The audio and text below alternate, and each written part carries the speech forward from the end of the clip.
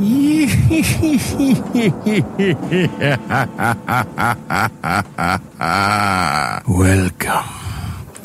to Biff's Mystery Theater. I have many tales to tell you. Ghost stories, murder stories, and tales that will make your bones chill.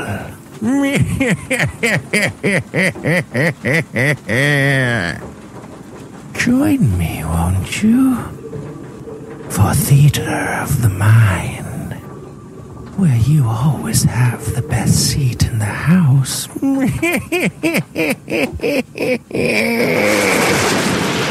Now close your eyes and turn off the lights.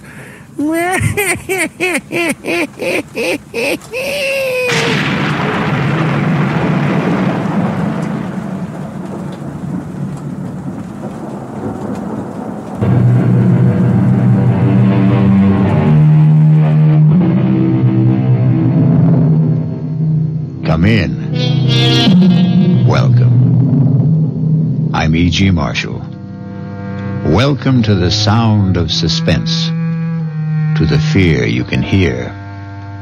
Welcome to the world of terrifying imagination. Our story is about a very old man living just outside a tiny village. A very old man whose long life has been lived close to the soil and close to the people he loved. People still living and people long dead.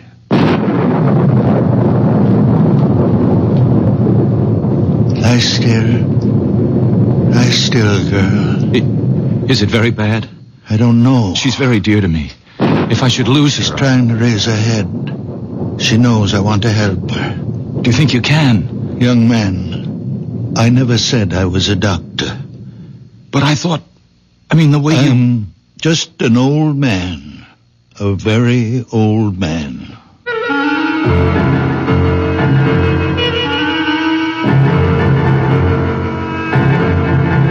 Our mystery drama, A Very Old Man, was written especially for the Mystery Theater by Elspeth Eric and stars Santos Ortega. I'll be back shortly with Act 1.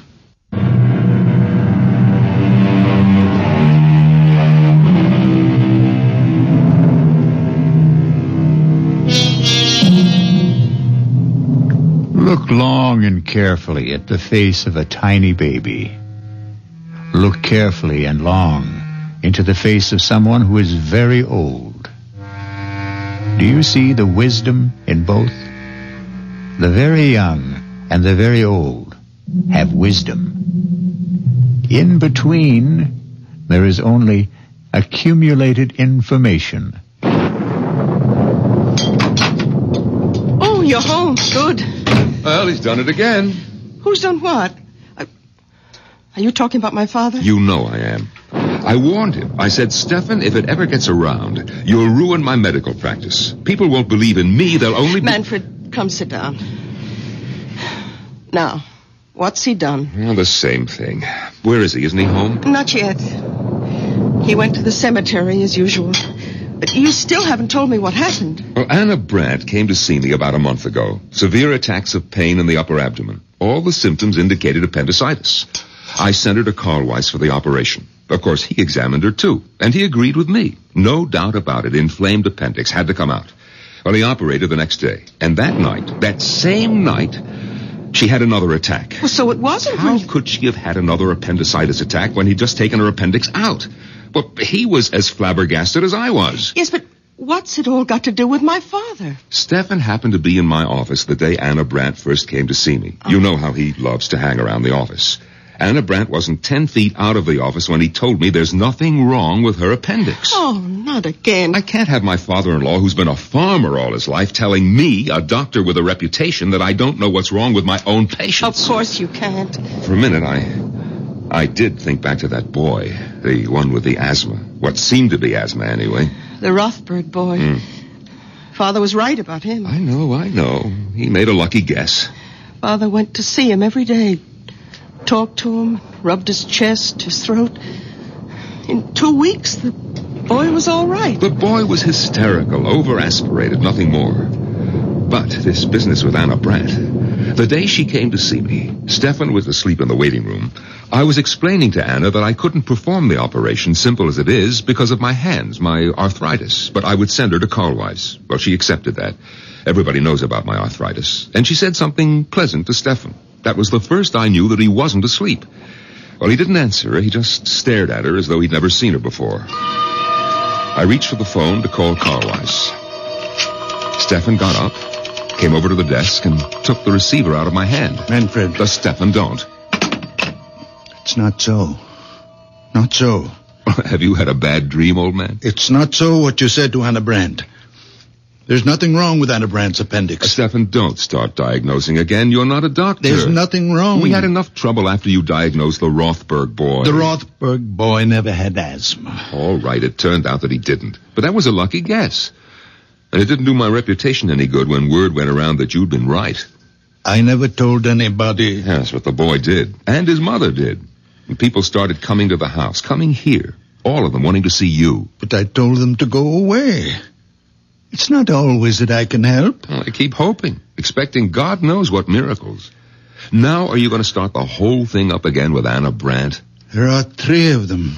Come on now. Get your coat, Stefan. They're dark, brown or black, and hard.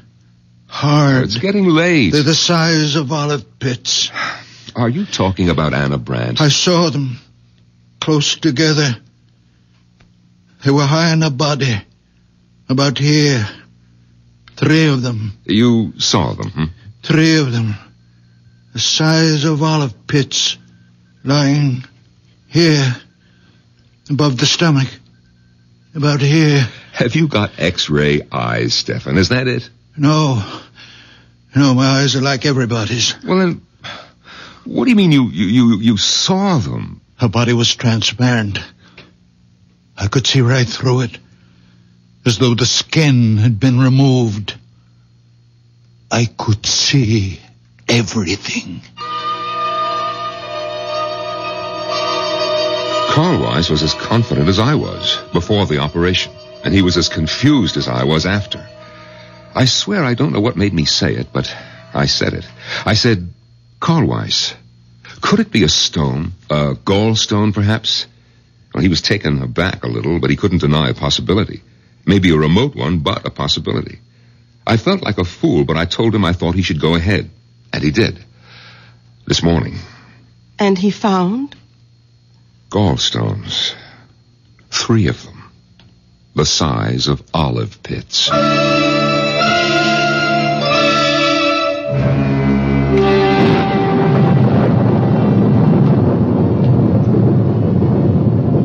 Lie still, girl. Is it very bad?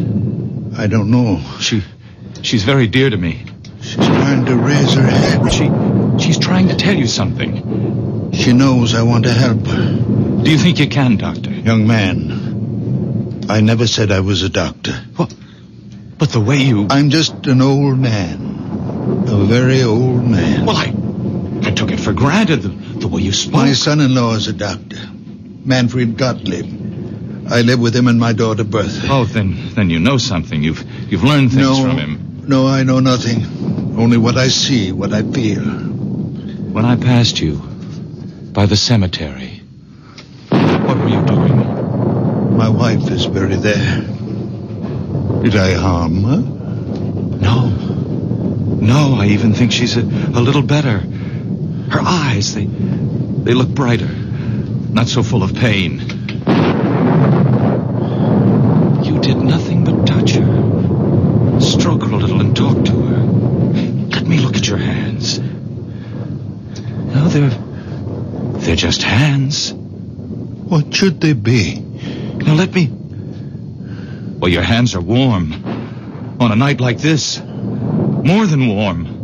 Hot. Very hot, as though they were burning from inside.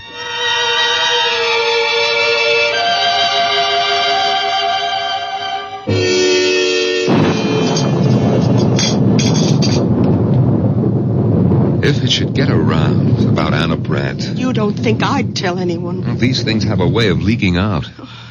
Look, you're not going to tell Father, are you, that Carl Weiss found the 3 stones? You think I shouldn't? He wouldn't tell anyone. He didn't tell anyone about the Rothberg boy.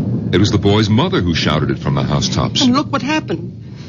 People showing up here. When he saw them, he hid in his room. And when they left, he went to the cemetery, sat by my mother's grave. You think that he's there now? Oh, I suppose. Sometimes he stays for hours. I wish he'd get home before the rain starts.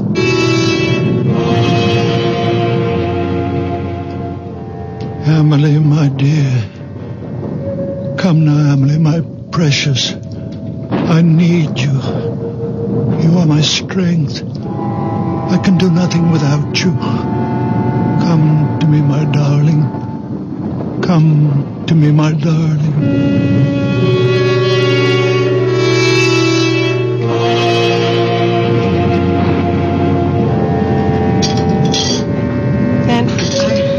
I don't want him to start thinking that any of this is real. He mustn't think that he has some magical power. Listen, if you treat him as though he were possessed in some way, he might begin to believe it, and then his mind... Who knows what might happen? Bertha, have you thought that perhaps it's already happened? No. That he is deranged? I won't believe that. He's my father. I love him. He's old and childish, and sometimes I'm impatient. I am too, often. But only the way I'd be with a child. In many ways, he is my child. The only child I have. Oh, my dear. I thought you'd stop brooding about that. Oh, I have. I stopped last year when I turned 40. But that's why. Because I have no child, he's twice as precious to me. I understand. I do understand. You know that I'm fond of him. Then let's leave him as he is.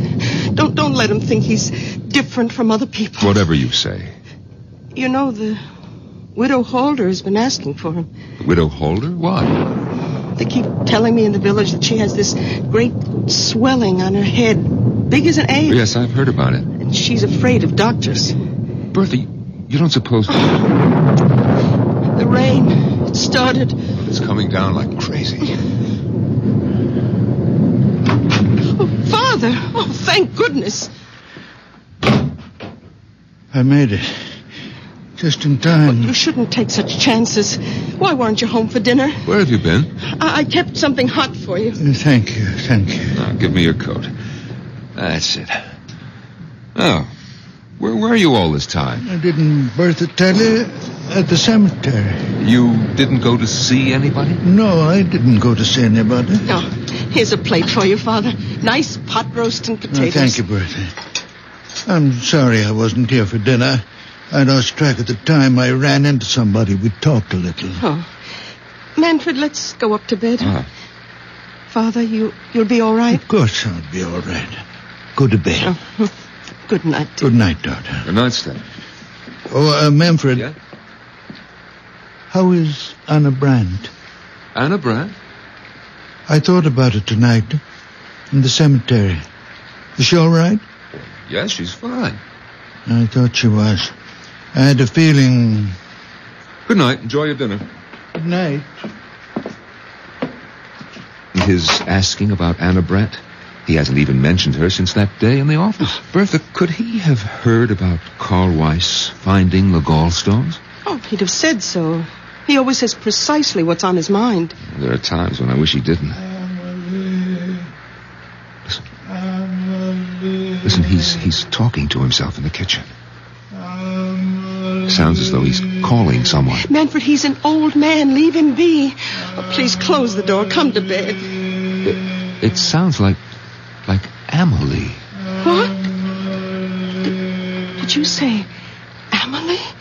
Wasn't that your mother's name? No, it was my sister's. Oh, Bertha, I never knew you had a sister. You never told me. It was so long ago, before I was born. Their first child. She only lived an hour.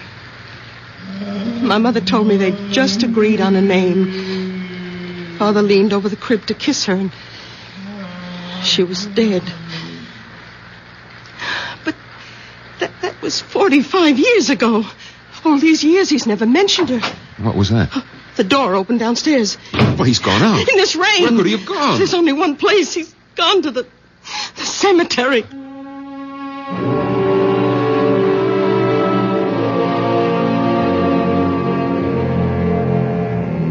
When those around us cannot understand, where do we turn? When the world is dark, where do we go? To the unknown? Or to the once familiar, the once well-known, the once well-loved? To those who have left the dark earth and moved into light. I'll be back shortly with Act 2.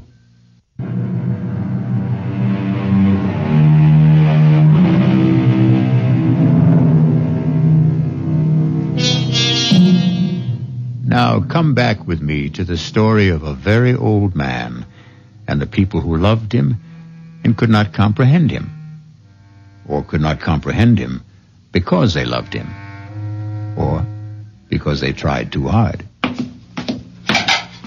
Breakfast on the table, Manfred. All right, darling. Oh, well, did you talk to him? He's still asleep. Oh, let him sleep.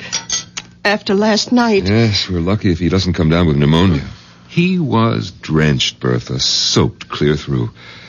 Lying across your mother's grave with the rain beating down on him, crying, Amelie, Amelie, as though his heart was broken. Amelie is buried next to Mother. Bertha, are you going to ask him about her? Oh, it's been so long, 45 years. You know, in all that time, I've never heard him say her name. Naturally, I never mentioned it. She died years before I was born. Your mother never talked about her? Oh, just that once. When she told me she wanted to be buried near her. And how she died. Manfred, she was only 1 hour old. Yes, crib deaths, they happen. We don't know why. They thought of naming me Amelie at first, my mother said. It's a pretty name. Who's that? So early in the morning. Yes. Is this the Gottlieb house? Yes, it is. And you're Manfred Gottlieb, Dr. Gottlieb? Yes, I am. But I don't see patients at home. My office is... Oh, no, I'm not a patient. The patient's outside. Well, bring the patient to my office in about an hour. No, there's no need. She's quite well. Completely cured. Well, then what's the point of... I hoped I could see the old man. Your father-in-law, is he? Stefan? What's this about my father? Madame, good morning. Beautiful morning, isn't it? After last night, all that rain. You wanted to see my father? If I may. Well, what about? He's asleep. Oh, I'm sorry. Well, when he does wake up, would you tell him the patient recovered and is better than ever? Lively, frisky, enjoying life to the full, romping in the fields. What patient is this? You said she's outside. Yes, right there. Look, the picture of health. I don't see any... You don't mean... Well, not the horse. Yes, my prize mare, my favorite. I thought I might have to have her put away, but your father, madame. Oh, yes, it's all due to him. Well, when was this? When did you meet Stefan? Last night, just before the rain started. Didn't he tell you? Oh, well, come inside. Have some coffee with us. Oh, thank you. Sit down. Manfred, get another cup. May I introduce myself? Otto Kraus. Well, I'm Bertha Gottlieb. This is my husband. Oh, but then my father must have told you. He lives with us. Your father is quite a man. Your coffee. Oh, thank you. Yes. You see, I was returning to the village, and I was passing the cemetery. Suddenly the mare sank to her knees. Her legs seemed to give way completely. And there she lay on her side in the middle of the road. I was frantic. I thought perhaps a stone bruise, but I looked at all 4 hooves. Nothing. And there I was, half a mile from home, my precious horse stretched out on the road and a storm coming up. And then I heard a sound coming from the cemetery. Someone calling a name. Was it Amelie? Yes, something like that. I shouted for help. In a minute, an old man appeared. Stefan. My father. Yes. I asked him to help me, but I wasn't sure he even heard. He seemed very distraught. He went straight to the mare, knelt down and took her foreleg in his hands and started rubbing it very gently. He knew which one was hurting her. And after a while, the pain went out of her eyes. Couldn't understand it. It was something about the way he touched her. I asked to see his hands, and he held them out. And even before I touched them, I could feel the heat spreading out from them. Heat? What heat? Haven't you ever noticed the extraordinary heat from his hands? Oh, I can't say that I have. Oh, but it's true. His hands give off a warmth. I can't believe you've never noticed it. Well, it could have been on such a wet, cold night. It only seemed that way to you. You imagined it. Oh, I suppose that's possible, but I didn't imagine it when the mare got to her feet. Well, she was all right? I walked her home. I couldn't quite believe it all. I bedded her down. And this morning, all I could think was I must tell the old man about it. There are stories going around about him in the village. Perhaps you've heard some of them? Well, I'm only here on a visit to see my aunt. I don't live here. Well, he doesn't really do anything. He's just around. And people love him. They like to think because he's such a sweet old man that he can do things doctors can't do. And because he's such a very old man, we wouldn't want him to start thinking that there was anything miraculous about anything that happened quite naturally. Well, you think it might affect him? Might affect his mind in some way? He's a very old man. It could happen. Well, I suppose it's possible she wasn't really lame. Of course it's possible. Only ask him, will you? About his hands, those amazing hands. Yes, we'll ask him. I mean, giving off that heat, I felt it, you know. Well, I'll be getting along. My aunt's expecting me. Well, we'll tell him you stopped by. Yes, I wish you would. Tell him, and please, tell him thanks. We'll tell him. Do you think we should wake him? Come on, it's time. Yes. We have to tell him about the young man. And the horse. But we won't make anything out of it. Nothing at all. Just say that he dropped by. To say thanks, yes. Father? Stefan, are you awake? What time is it? Oh, it's almost 9 o'clock. Why aren't you at your office? Well, it seems that a young man stopped by to see us, Stefan. Well, actually, Father, he wanted to see you, but we told him you were sleeping.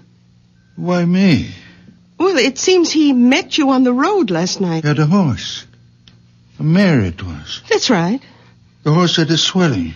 Do you feel well enough to get up now, Father? I think so. You're sure? After last night? I'm all right. All right, now just let me help you out of bed, Stefan. Yeah, I can manage. Give me your hand. Come on. That's it. Yeah. Here are your slippers. Yeah, I'll go splash some water on my face. And then you'll have breakfast. Bertha, his hands are as cold as mine. Colder.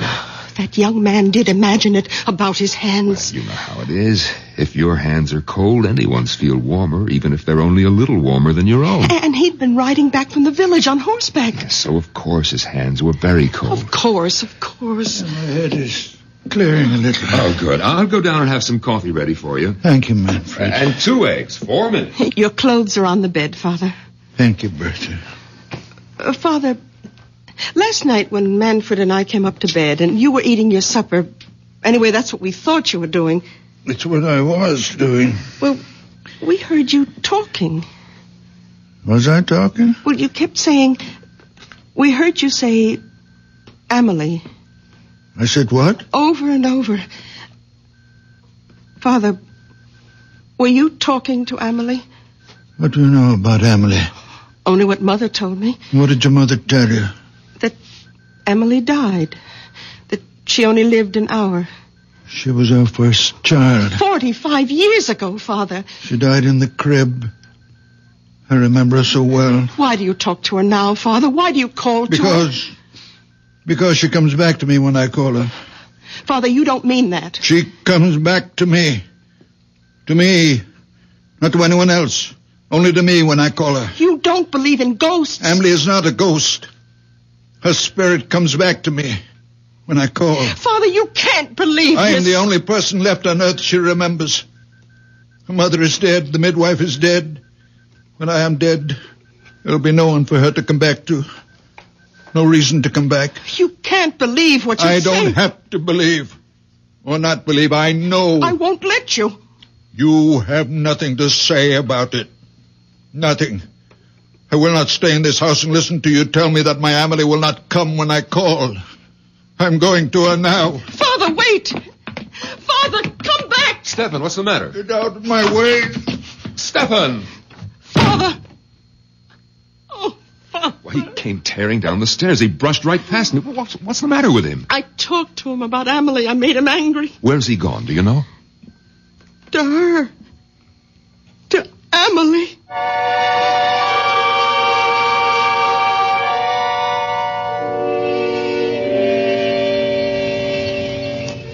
Emily, I need you, darling. Come be with me, my darling. Your father needs you. I need you, my sweet Emily. Old man? Oh, my Emily. Stefan? Emily. Stefan, can I help you, old man? No. You remember me, don't you? From last night? The young man with the mare. She was lame. Ah, you should see her now. They told me she's better. Better than better. Come have a look. Please come.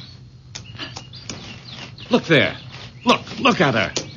Oh, very much fine.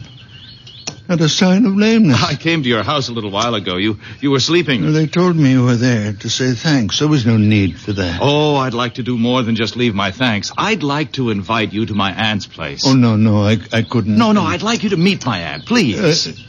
Your aunt won't mind? No, not a bit. Come on, we'll both ride the mare. Here, I'll give you a leg up. You're sure about your aunt now? Oh, she'll be delighted. She doesn't get out much these days. Is she very old? Well, she's not young, but that's not why she stays home. She has this disfiguring growth on her head. It makes her shy. Well, she should see a doctor. No, she won't. Absolutely refuses, won't hear of it, hates them all. Oh, that's very wrong. Oh, yes, all the money in the world and won't go to a doctor. So she sits in her parlor and reads her Bible. Ah, there's the house. Oh, yes, the big stone house. You know the house? I've admired it since I was a boy. My aunt bought it when my uncle died. My uncle was Fritz Holder. You've heard of him, the manufacturer? I don't think so. Around here, I understand my aunt is known as the Widow Holder.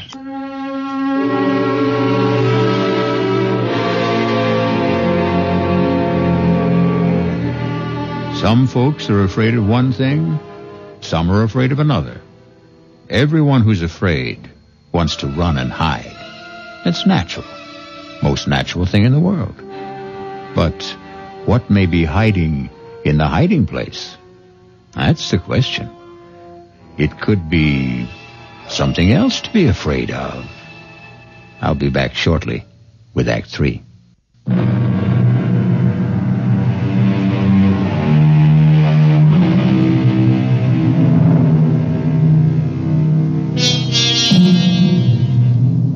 A very old man is mounting the steps of a big stone house in the company of a very young man whose aunt is known to the village as the Widow Holder.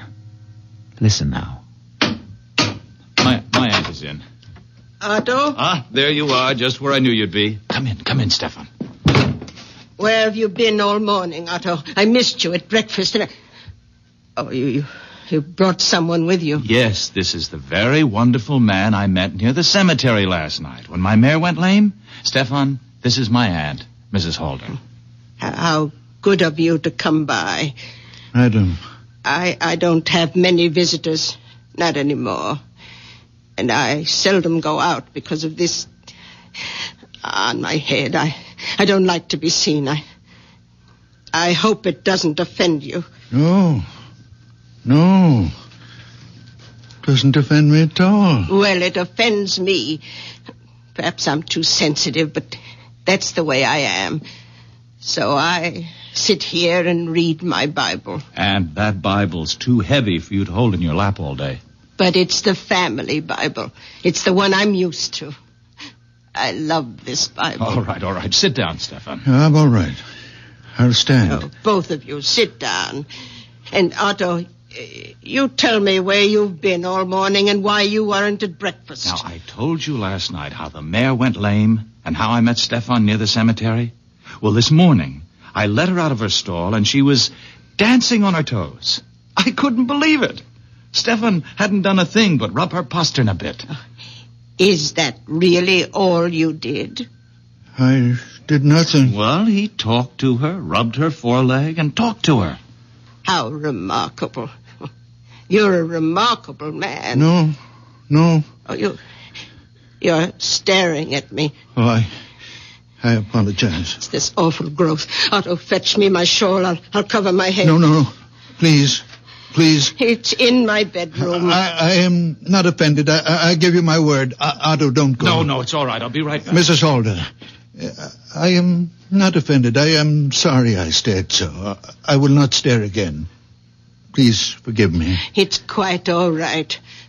Please, be calm. Sit down. I can't. Otto mentioned that you live with your daughter. Is that right? My daughter, Bertha. And your son-in-law. Manfred. They have children. No children. How sad. Oh, here comes Otto with my scarf. Mrs. Halder, forgive me, but I must take the Bible from you and... Oh! Stefan, have you gone mad? Forgive me. I could not help myself. Aunt, are you all right?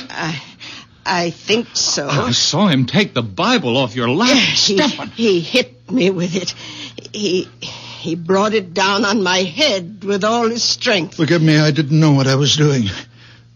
I wouldn't hurt you, Mrs. Halder. I wouldn't hurt anybody. When I feel this way, I see things. I feel things. The Bible seemed to put itself in my hands. I didn't think what I was doing. I could not think. The feeling was so great that I must smash this thing on your head. That's all I wanted to do, Mrs. Halder, to get rid of it. And it looks to me as though you'd done that, Stefan. Aunt, go look in the mirror. I know I'm not always in control of myself. I do things. I don't know why. I see things. I don't know why. But I would never hurt anyone. It's unbelievable. The growth is gone. Will you forgive me? And there's no blood. No blood at all. All the same, I'm going to get you to a doctor. No doctors, no. No, a blow on the head like that. No, I'm all right. My head is clearing now. It was just the shock. And that awful, ugly thing is gone. I don't need a doctor. Let me take you to my son-in-law. He's a fine doctor, a nice man. Maybe you've heard of him? Manfred Gottlieb? Gottlieb? You will like him. Manfred Gottlieb is your son-in-law. A wonderful man. A good doctor. But you must be Bertha Gottlieb's father. You cured the Rothberg boy. And I've heard talk about Anna Brandt. Look what you did for Otto's mare. Look what you've done for me. Oh. Why, you're the man I've been trying to find. I've been asking for you. It was God's hand let you here. Let me take you to Manfred's office. I don't need him. I only need you.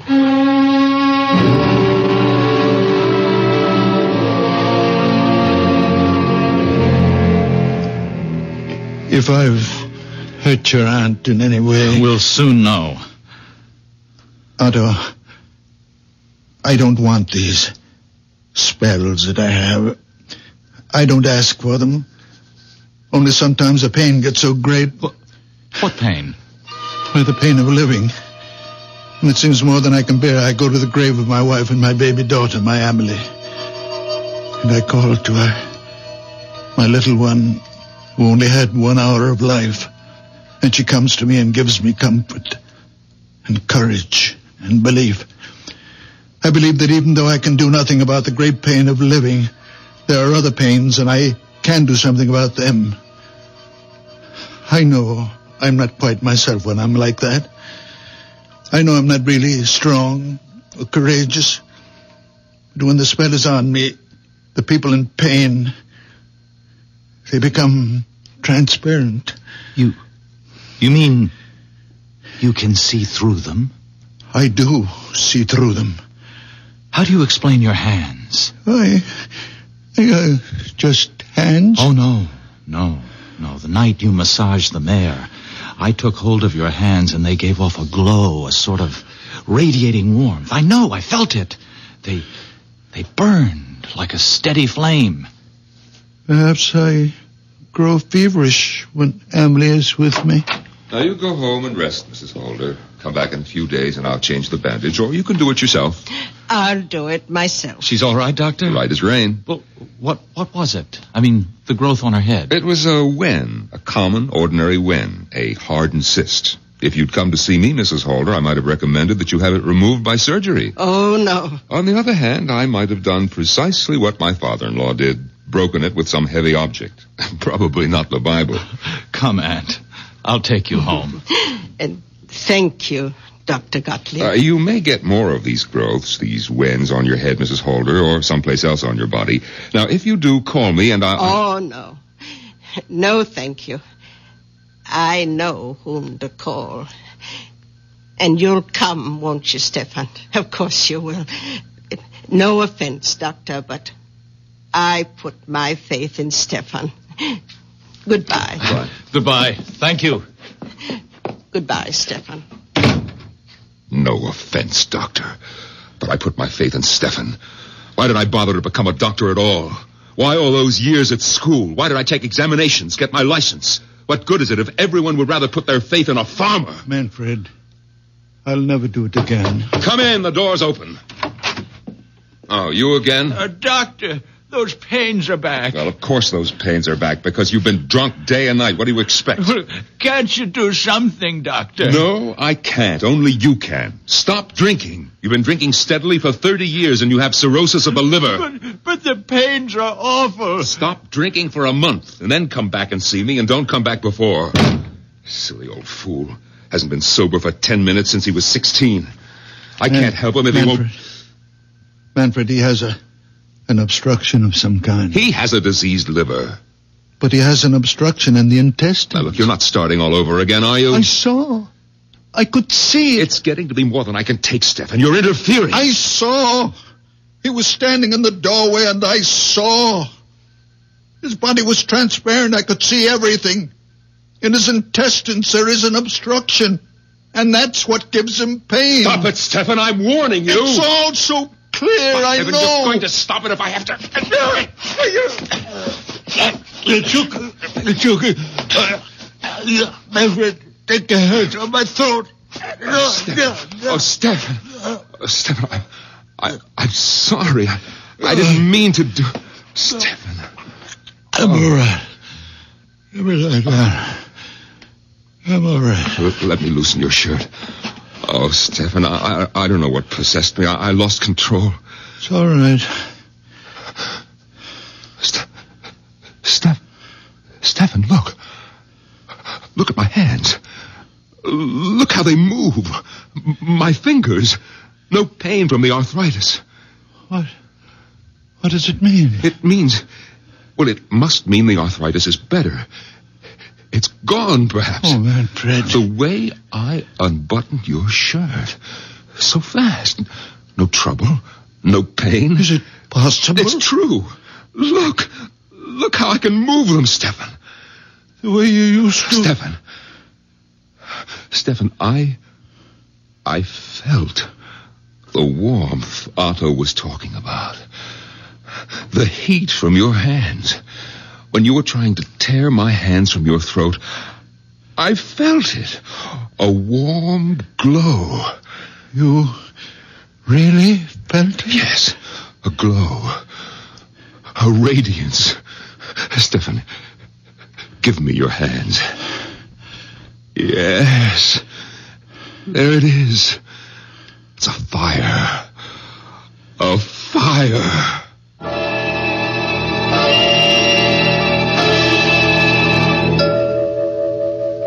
Bertha!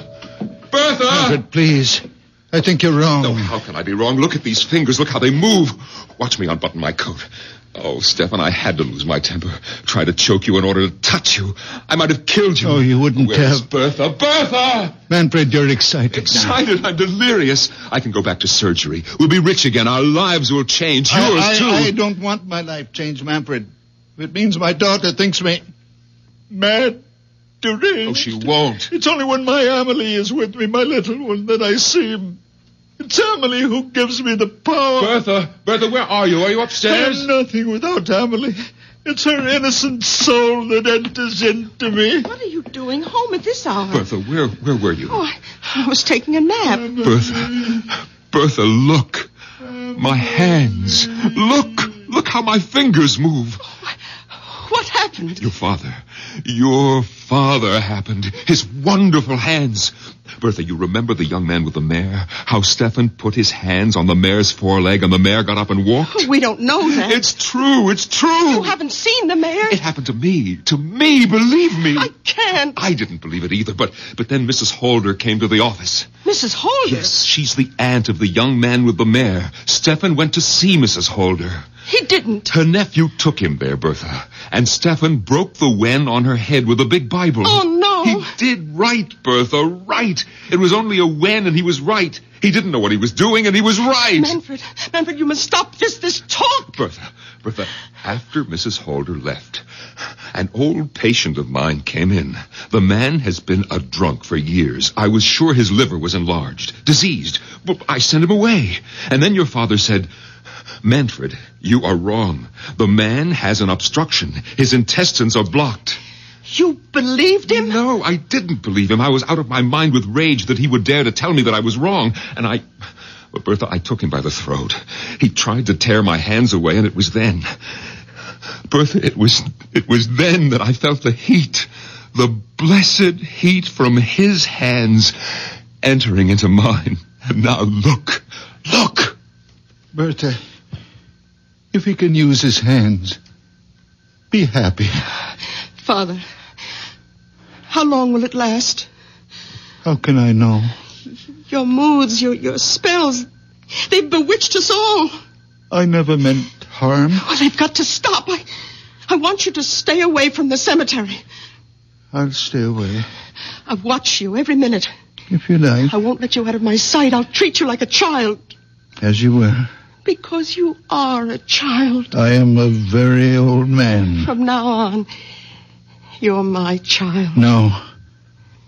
From now on, you will have your own child. A real child. Not me.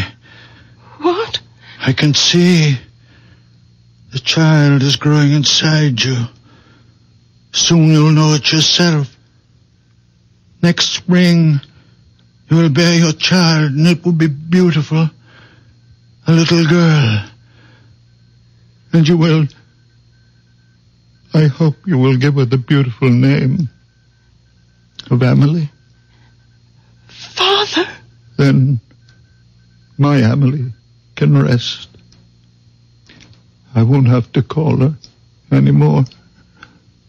She can rest.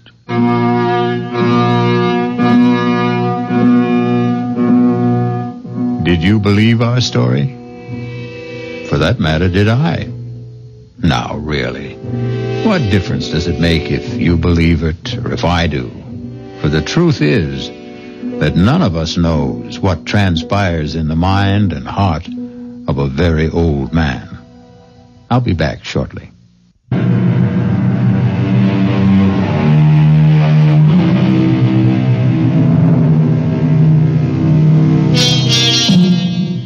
Ever happen to look up the word murder in a dictionary? No? Then I'll tell you how the dictionary defines it. To kill with premeditated malice. The wrongful, intentional slaying of one human being by another. But don't let a wee bit of murder upset you, friends. The people on Mystery Theater don't mind being killed. Not a bit. Because every one of them is a deadhead. Our cast included Santos Ortega, Norman Rose, Bryna Rayburn, and Billy Redfield. The entire production was under the direction of Hyman Brown. This is E.G. Marshall inviting you to return to our Mystery Theater for another adventure in the macabre. Until next time, pleasant dreams. Of all the great killers of history, perhaps the deadliest and most terrifying is the automobile. Nero, Attila the Hun, Bluebeard, even artillery fire, and the ultimate, the atom bomb. At least they have a purpose, a reason, a rationale. But the automobile maims and kills mindlessly, senselessly. For example,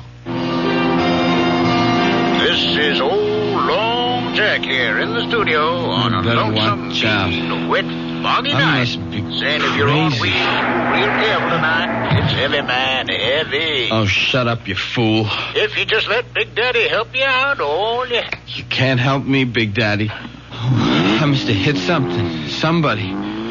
Split. I got a split.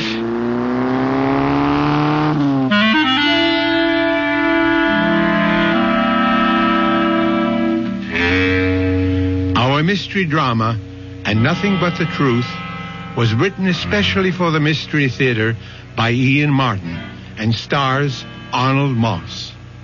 I'll be back shortly with Act 1.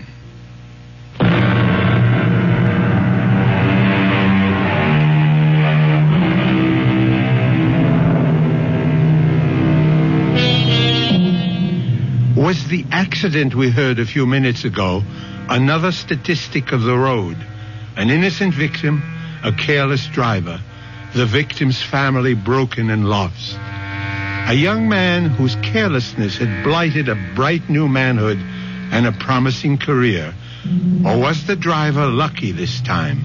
Lucky in a way far beyond his hope or expectation. We are about to find out with David, the young driver, as he paces his living room floor, waiting for his father to come home. Dad? David, what are you doing up at this hour? I didn't hear you come in. I thought you'd never get home. Where you been? Well, now do I have to start answering to you for my whereabouts? What? What? Oh, you mean like Mother? Yes, like your mother. I'm sorry, Dad. Well, for your information, I was working, correcting term papers. It wasn't that I... David, I'm very tired. You all right, Dad? You look like you had an attack or something. Well, don't be silly. I said I was tired. What's wrong with you? You've been drinking. Yes, I wish I hadn't, but I didn't. Oh, okay, son. Take it easy. Whatever it is, we'll work it out. Well, where's your sports car? Didn't you have it out tonight? Yes. I left it parked on the street. Well, you better put it away. There's no sense in leaving it out in this rain. Dad, I've got to talk to you. It's about the car. What about the car? I didn't know what to do. I hit the panic button. I ran. Well, what else did you hit? Someone. A man. I'm pretty sure. Down near the railroad. You know where the big curve comes around by the station opposite Franny's place? I think it was one of those old winos that hang around there. Dad, I swear I never saw him with all that rain and the fog. Was there anyone else around? I didn't see anyone. I should have stopped, but all I could think of was that I'd been drinking and the scholarship coming up, and if anything happened, it would kill Mom.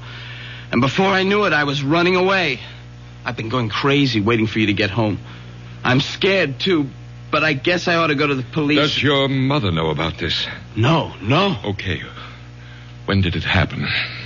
2:00, almost on the nose. 2 this morning? Yeah. By the railroad, you say? Yeah, I just came off Stratfield, and I took the corner into the big bend on Hills Point. I get the picture. Okay. Now go in the kitchen and wait for me. And no matter what, don't let your mother get involved. Where are you going? I'm going to have a look at your car. Well, I'll come with you. You'll do as I say from here on in. Now, you go to the kitchen. I'll be right back. What are you going to do? I'm not sure yet. But well, maybe there's a way to get off the spot.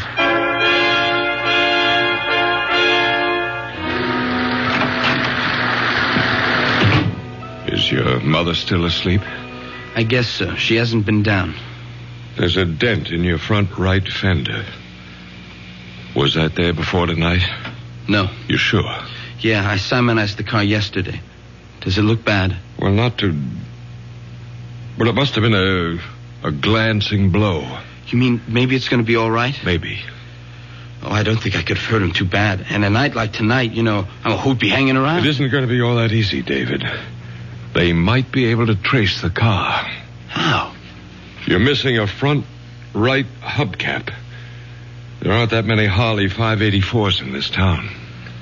So I'll have to give myself up. No. Let's figure this out. Was your mother up when you went out tonight? I don't know if she was asleep, but she wasn't downstairs. Well, then she didn't see what car you took. No? Did she see me leave? I mean, did she look out of the window or anything? No. She was just sitting in the big chair by the fireplace, crying. Crying? You know, the usual. That I was off once again to the arms of another woman, Like that. Well, you don't believe all that talk, do you? Look, Dad, we've been down this road before. I'm not making any judgments. I'm not asking you to sit in judgment on me. I asked for a simple reaction between a father and his son. I'm sorry, David. I didn't mean to blow up. I guess we're both a little shook tonight. But you ought to know by now where I stand. It's just, well, I know Mom gets a lot of screwy notions, but all the same, I'm sorry for her. She's so lost, and, well, I'm always afraid that any little thing might push her right over the edge. Like tonight. Oh, Dad, what am I going to do? That's what we're going to figure out right now. I got a few more questions. You say the accident happened at 2 o'clock or so, right? Just as I said, almost exactly. Now, how do you know that? I was listening to Long Jack, and he was just going into a last commercial before he went off the air. The disc he was spinning was just ending, and, well, when I hit the guy. What was the record? An oldie, Easy to Love. And you hit this man just after you turned off Stratfield into Hills Point. Yeah. He suddenly stepped off the curb. Like out of nowhere. How fast were you going? Gee, Dad, Now, come on, don't pussyfoot with me. Too fast. I took the corner pretty wide. Did you skid? Yeah, it was pretty slick from the rain. And there was no one else around? No. You're sure? Yeah, I opened the door to look out. There was no one. That's why I lost my nerve and cut out. Well, I better get down and find out. You stay right where you are. It's after 4. The longer I wait, the worse it will be for me. You're not going to be involved in this at all, David. What do you mean? I mean, you were driving the station wagon tonight. I was the one who was driving the sports car, and I'm going to the precinct house right now to report that I hit a man and left the scene of the accident. Dad, I can't let you do that. Don't be a fool. I'm not on the verge of getting a full scholarship to Harvard. I haven't been drinking. I'm not a teenager with 2 strikes against him as a driver to begin with. I'm a full college professor with a distinguished record who is coming home on a foul night with visibility almost zero, dead tired, after correcting 200 term papers. I can stand the gaff, and you can't. No, sir, Dad. I thank you and I admire you, but I hope to God I'm enough of a man not to hide behind my father's pants. You'd better think of it as your mother's skirts. Your mother couldn't care less what happens to me, but you're a different story. You get in big trouble over this and it could kill her. Worse still, drive her over that edge we both worry about. But, Dad, Don't argue. This is the way it's going to be. You just let me handle it, and you keep your mouth shut no matter what happens. I don't know what to say. I'll tell you what you're going to say. Nothing. Nothing to anyone. But, Mom... Least of all to your mother. Okay, Dad, if that's the way you want it. Oh, how can I thank you? You're some kind of a guy. No, David. Just the most sensible way out of a bad situation. I'd better get down to the police. Don't wait up. I may be a while. It's still raining. You got the keys? Sorry, right here. And thanks, Dad, for everything. This will all work out for the best. I think I hear your mother moving about. If she comes down, what do I say? What we've agreed on is the truth. And I've gone to the precinct house to report that I'm a hit-and-run driver, right? Right. I'll never forget what you're doing for me. And for your mother. For all of us. Grant, that you? No, Mom, it's me, David. Oh, I thought I heard your father come home a little while ago. What are you doing at the front door? Oh, I better come down. What's going on? I heard voices. Angry voices. That was Dad and me. Not angry. We were just discussing something. Then where's Grant now? Yes, I heard a door slam. Did he go out again? Yes. Not another woman. Not two in one night. Why don't you give him a break once? He was at the college correcting papers. Then where's he off to now? Mom, it's kind of damp in the hall. Let's go into the living room and sit down. Don't tell me he's finally taken off for good with one of his bed partners. Oh, Mother, have a heart. Why can't you see what a right guy Dad is? Maybe I've known him too long. So what errand took him out of the house again at 4:20 in the morning?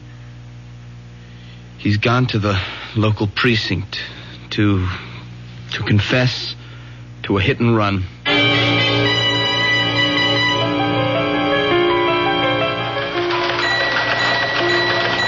Yes, madam, I understand. I'll have some officers on the way immediately. Well, these are experts in the bomb squad. Oh, yes, ma'am, all the latest equipment. Thank you, ma'am. We do our best at the police department. Full moon time again, huh, Lieutenant? Oh, yeah, so the crazies are out on the broom tonight. There was some dingaling just saw a UFO land in her backyard. How was your hit and run? Oh, no sweat. Some old wino stumbled off the curb, got his rear end creased. They took him to St. Elizabeth's. Anything on the general bulletin? Nah, it's small stuff. Mugging in the 2nd precinct. It's a gas station hold up in the 5th. I want to hear something new. That's a 12th. Nothing. A code 2C, the man. Some citizen reports a smell of gas in his apartment house, possible suicide. It's nothing worth our brains. What's that in your hand? Oh, it's a hubcap. Clue from the scene of the hit and run. Oh, let me have a look in. English make. Probably from a Harley. Or some sport car like that. Found on the scene? About 75 yards away. No proof it had anything to do with the hit and run. How's the victim? Condition fair. When the ambulance picked him up, he only got struck a glancing blow. That still don't make no never mind. The perpetrator cut out. I want him brought in. Oh, so do I. But it may be a little rough. Even if we find the car this belongs to, it doesn't prove it was lost hitting the victim. Could have been loose and just fallen off. So you think we don't make the guy, huh? My educated guess is that the odds are not so high. Yeah, Brady, what is it? You don't say. Right with you now, huh? Well, how about that? Yeah, bring him right in. Educated guess, huh? I was wrong. Couldn't be wronger. Guy named Williams just came to the desk and confessed to making the hit and run. He's on the way in. You and he should get on together just dandy. Guy's a college professor.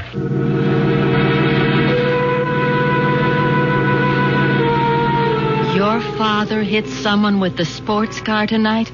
But that's impossible. How can you say that, Mom? Because he wasn't driving that car tonight. How do you know? You didn't see him leave? No, but I was awake when he drove in, and I could swear, I know he was driving the station wagon. A father's sacrifice for his son. Surely a noble, if misguided, gesture. The question, of course, is, should a young man or anyone be encouraged to evade responsibility? And will the simple act of altruism remain just that? We'll find out shortly when Mystery Theater returns with Act 2.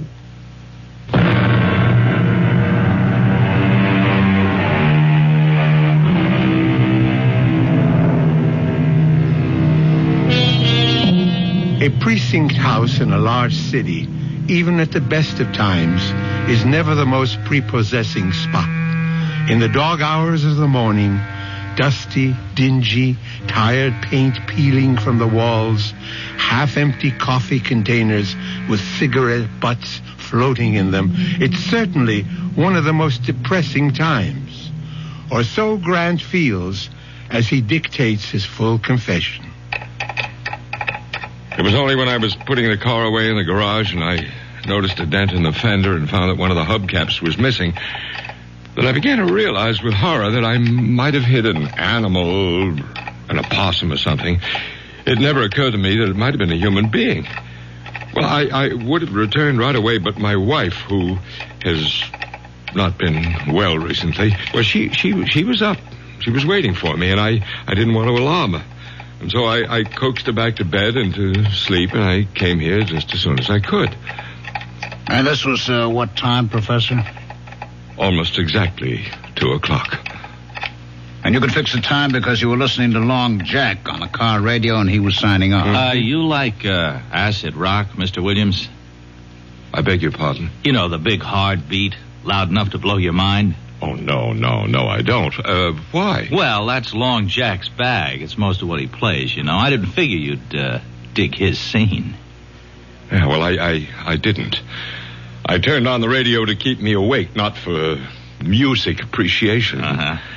As a matter of fact, I remember the last number he was playing just before he signed off was Easy to Love, and I wouldn't call that exactly contemporary. The main point is that you made the turn at 2:00. You felt a jarring feeling, which jives with our information, right, Rizzo? Right, Lieutenant.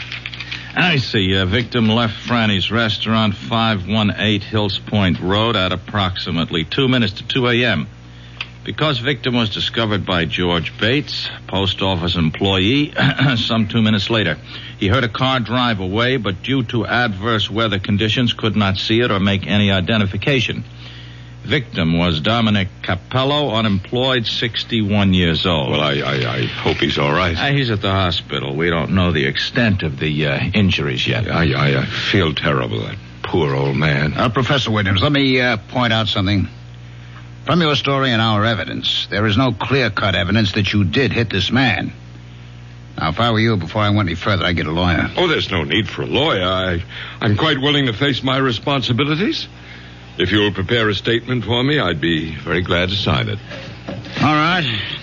I'll leave you here with Patrolman Foster, who'll type up a statement. You just check it over when he's finished, and then if you still want to, you can sign. I'll be right back. Lieutenant, see you a minute outside. Okay. All right, Rizzo, what's biting you? I think the guy's lying. About what, for Pete's sake? Why would he lie? To cover up. Cover up who? How do I know? His daughter, son, wife. Why would he want to take the rap for that? That's what'll take some digging to find out. Oh, boy. 15 precincts in this city, 4 detective divisions, and I have to get stuck with you. You want to make a federal case out of one sneaky little hit and run where the guy comes in like a good citizen and confesses, and just for once make the job easy? What do you got to do? Go looking for trouble? Now, Lieutenant, it isn't just the few small discrepancies. It's the whole psychology of the man. Psychology? That's all I need. The new breed. Now, look, Rizzo, will you for once just forget the college education and get back in there and have that statement signed, sealed, and delivered, and stop making waves?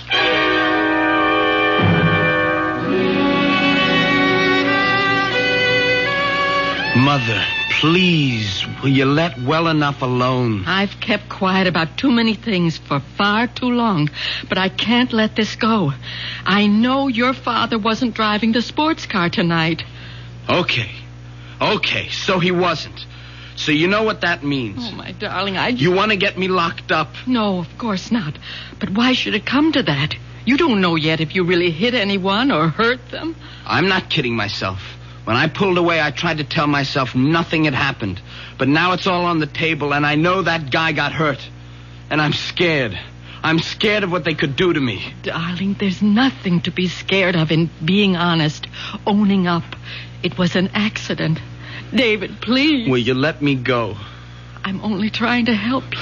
Oh, sure. Some help you are. I don't understand you, Mother. Look what Dad's willing to do for me, and all you want is for me to turn myself in. I want you to be honest. This is for laughs. Look, Dad went down there to take the blame so he could protect you as well as me. Protect me? Yes. He said it would kill you if anything happened to me. Grant was worried about me? Yes. Don't you ever believe it. Mom, how can you be so bitter? Look what he's done for me. He's got to have an angle. That's unfair. I know you and Dad have problems. I'm not going to try to make any judgments about... Oh, but you do. You make them every day in spite of yourself. And always against me. Mother, I've had just about as much of this as I can take. You know, the curious thing is that I know you love me in spite of everything. Just give me a moment. What is it? I don't stand much chance, do I? I spend so much time upstairs with myself. Very lonely with just yourself. I'm a woman not quite able to cope. A woman with hallucinations. It's something out of Dickens. Living among cobwebs of near insanity and the ghosts of what never was. Mother.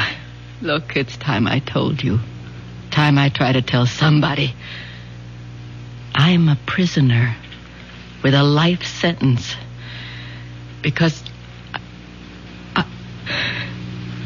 I can't stop loving. To everyone else, I'm the ghost. But the truth is that the real corruption lies rotting in the very man we both love. David, I don't want to ever see you become like him. I would rather see you dead. That's why I want you to take your own troubles on your own shoulders. Mom, don't you think you ought to lie down? You're not... It's easy, isn't it, to find a scapegoat, to make someone else responsible. Poor, mad, wasted Marion Williams, married to that intelligent, handsome man, respected by his faculty, worshipped by his students, particularly the girls. Oh, yes, particularly the girls. Oh, Mother, for Pete's sake. No, this time you don't stop me. I loved him so much I forgave all those early affairs. The young children invaded, cheapened. I saved him. I went to those girls. I begged them off. And after you came, the pattern continued. I began to retreat farther and farther. I had the money. That's why I could always keep him. And I couldn't stop loving him. That was the saddest part, wasn't it, David? What? I was the one who ruined him. Without me to cover for him, he'd have been found out long ago. So you see... I don't know what you mean, Mom. I can't discuss what you've been talking about. But that has nothing to do with what Dad is doing at this moment. I'd been drinking. I couldn't have gone to the police. Dad can handle this. Please, leave it alone. And let you spoil yourself just as he did. The rot spread so fast, David.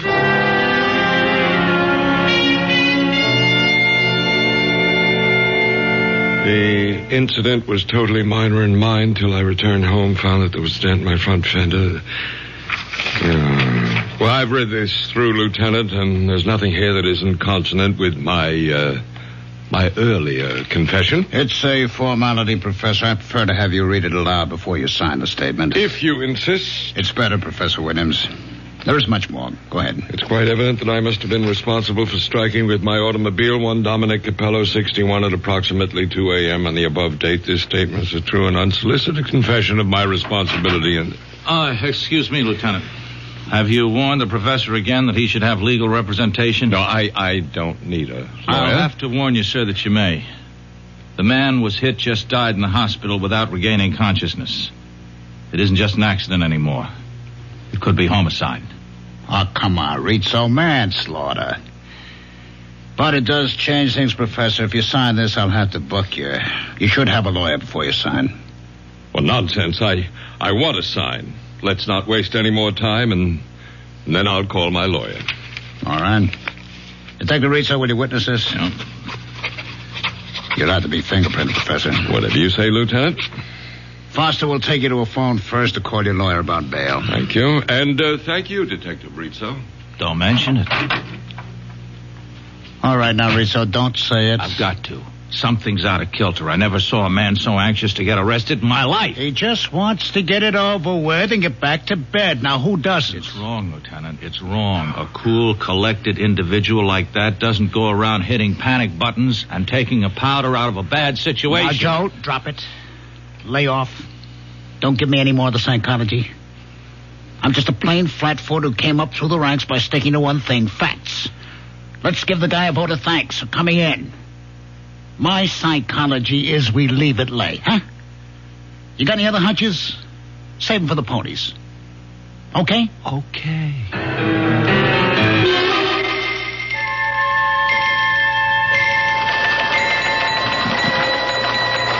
What's on the bulletin, Rizzo? Oh, same old noise, nothing special. They picked up that mugger in the second, a repeater. What's happening with Professor Williams? Huh? Williams, the professor. You remember the guy we spent most of the night with? Oh, yeah. Well, he got fingerprinted and his lawyer sprung him. He's going home. Hey, look at this, Lieutenant. What? That code 2. See the man in the 12th? That suicide was no false alarm. There was a DOA. Only now it looks like homicide. They figured the girl was strangled before the gas was turned. Oh, what do I care about some dame in the 12th? The 7th is my baby. Let the 12th worry about their headaches. I'm taking you off.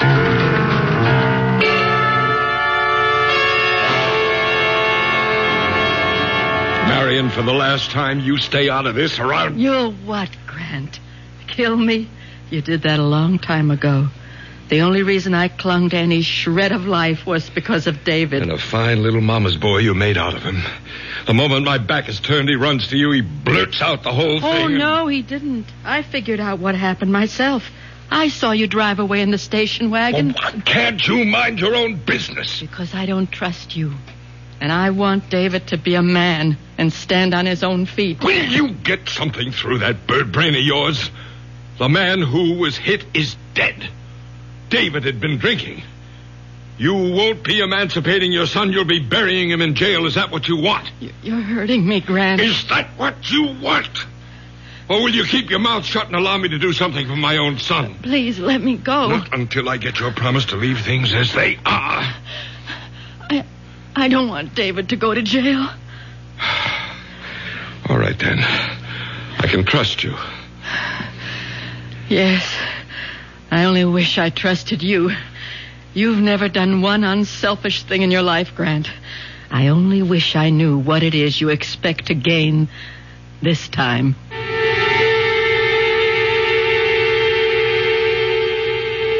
A torturing dilemma for a mother and a father. Is the father right to protect his son, or the mother to feel it would be better for her son to take his medicine? So many other questions pose themselves. Questions which will be answered when Mystery Theater returns shortly with Act 3.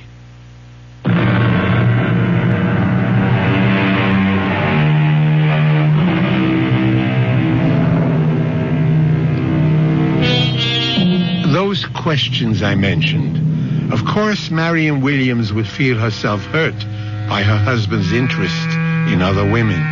Or is that all in her mind, a figment fantasized by her obvious, shaky mental stability? But then, there's also the doubt of Detective Sergeant Rizzo. Let's follow him for a moment.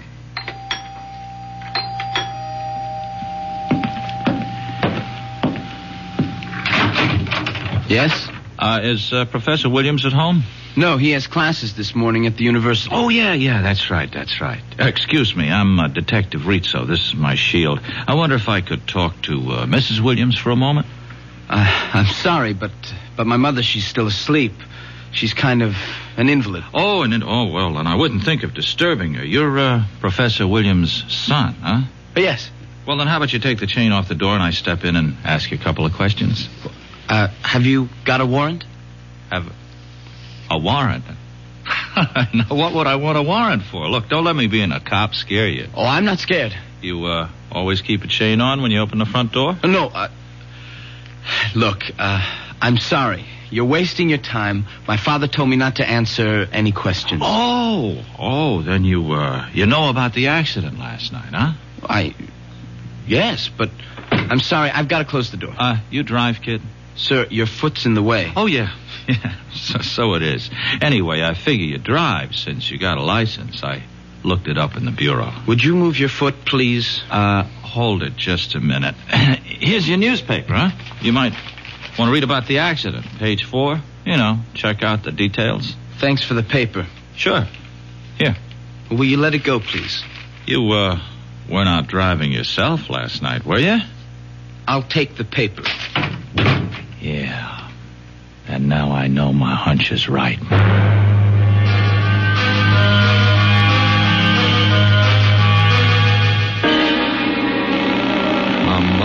Come on. Where are you? Hello? David, where were you? Oh, I'm sorry. I was just bringing down Mother's lunch tray. But you never answer the phone. Any mail? Any phone calls? Just a couple of ads. No phone call. Oh, there was, we had a visitor. Who? A Detective Rizzo. What did he want? He said he wanted to talk to you. Then when I said you weren't home, he wanted to talk to Mom. Well, you didn't let him. No. She was asleep, so... He said he wanted to ask me some questions. Good Lord. It's all right. I didn't let him in, and I didn't tell him anything. Well, I hope you didn't. He had no right, no right to... David, you're sure you didn't... No, I didn't say anything, but I'm scared. I think he knows. I think he's guessed that Now, listen to me, David. I don't care what he knows or what he suspects. He can't prove anything if we just stick to our story. Now, you get this straight, David. I'll kill you if you let me down. No, I didn't mean that. I'm just thinking about you. I don't want your life spoiled before it begins. Now, you just remember, a man has been killed. The real truth comes out, you're in trouble. Bad trouble. I know. Just so you remember, both you and your mother. Okay, but supposing that detective turns up again... He won't. You just leave that to me. Just leave everything to me. I will. And don't think I'm not grateful. Oh, I don't know how I can ever pay you back. You just sit tight and stick to our story. That's all the payment I need.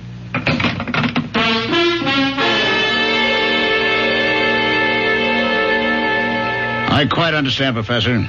Detective Rizzo exceeded his orders. I promise you he won't bother your family again. I'm sorry if I lost my temper, Lieutenant. I don't blame you, sir. You'd feel better if you could get a load of how I'm going to lose mine. Get that note, Professor. Detective Rizzo check in yet? All right, tell him to lug his rear end here on the double. I'd have bust him right down a patrolman. You, looking for me, Lieutenant? Yeah, come on in and close the door. Jarvis on the desk tells me the Williams guy was on the phone having a fit. Didn't I tell you to stop making waves? Well, yes, Did Lieutenant, I tell you the Williams case was closed? It can't be closed as long as there's a charge. That's up to the judge. Now, we've done our part. We have a statement and a confession. That's all we're supposed to provide. Uh-huh. A phony confession. What does that mean? Now, look. That professor has a kid. Around 17, 18, huh? I talked to him today. I'll lay you dollars to donuts. He was the one driving the car when that accident... You have any proof of that? No, but give me an hour with that kid and I'll crack this case. Detective Rizzo. Strong-arm methods from a member of the new breed? I thought today's young cop was exchanging the third degree for a college degree. You know I didn't mean anything like that, but if you just give me a chance to get to the bottom... Why would a respected college professor, a guy as prominent in this town as he is, why would he risk his reputation to cover up something his son did? I don't know. I mean, this guy's a teacher. The last thing in the world he'd do is let his son run out on a responsibility. Yeah, that's the way I see it.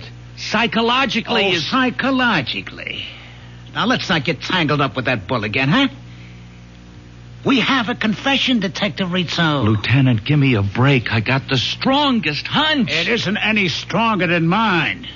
And mine is, if you don't let this lay like I told you, you're going to be back in your boondockers walking a beat as far uptown as these city limits stretch. Okay, Detective Second Grade, is this case closed? Well, like you say, the case is closed.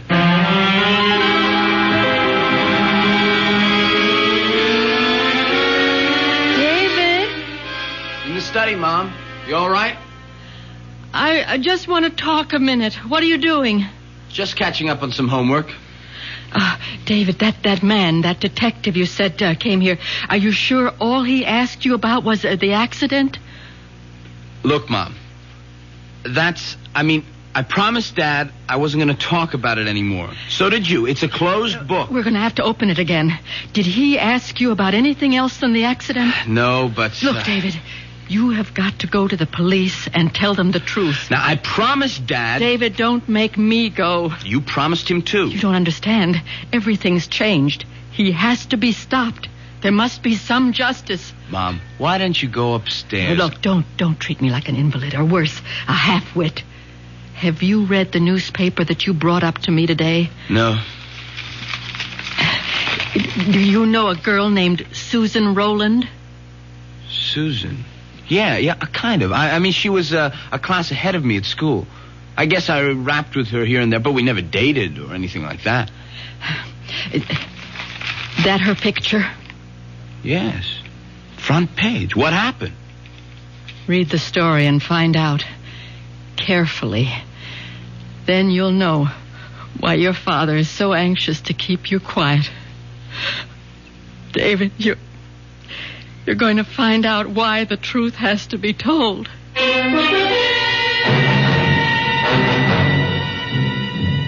Lieutenant Klamath here. How's everything with the 12th, John? You know how it goes with lieutenants in the police department, from bad to worse.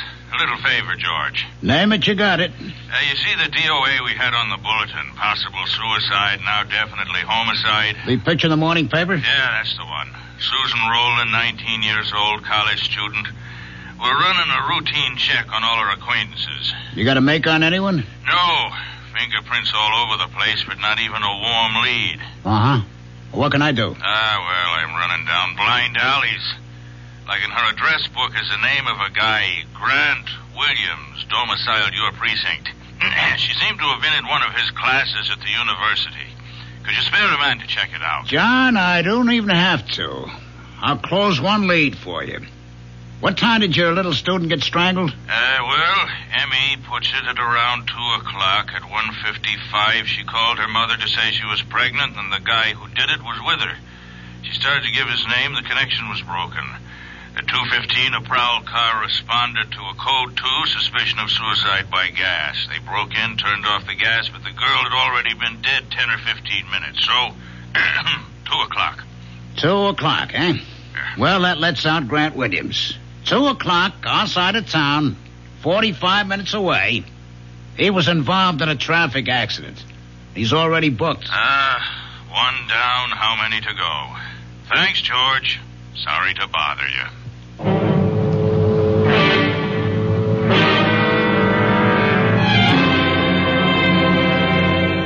How long ago did he leave? Too late for you to stop him. Oh, I ought to kill you for this. Like you did that poor little girl. No. I didn't mean to. The little idiot refused to have an abortion. She wanted me to marry her. Marry her, for heaven's sake. Oh, and divorce your meal ticket. Marion, please help me. No, not anymore. Anyway, I couldn't even if I wanted to. But David, maybe I can still stop David. If you could, you'd still have to stop me.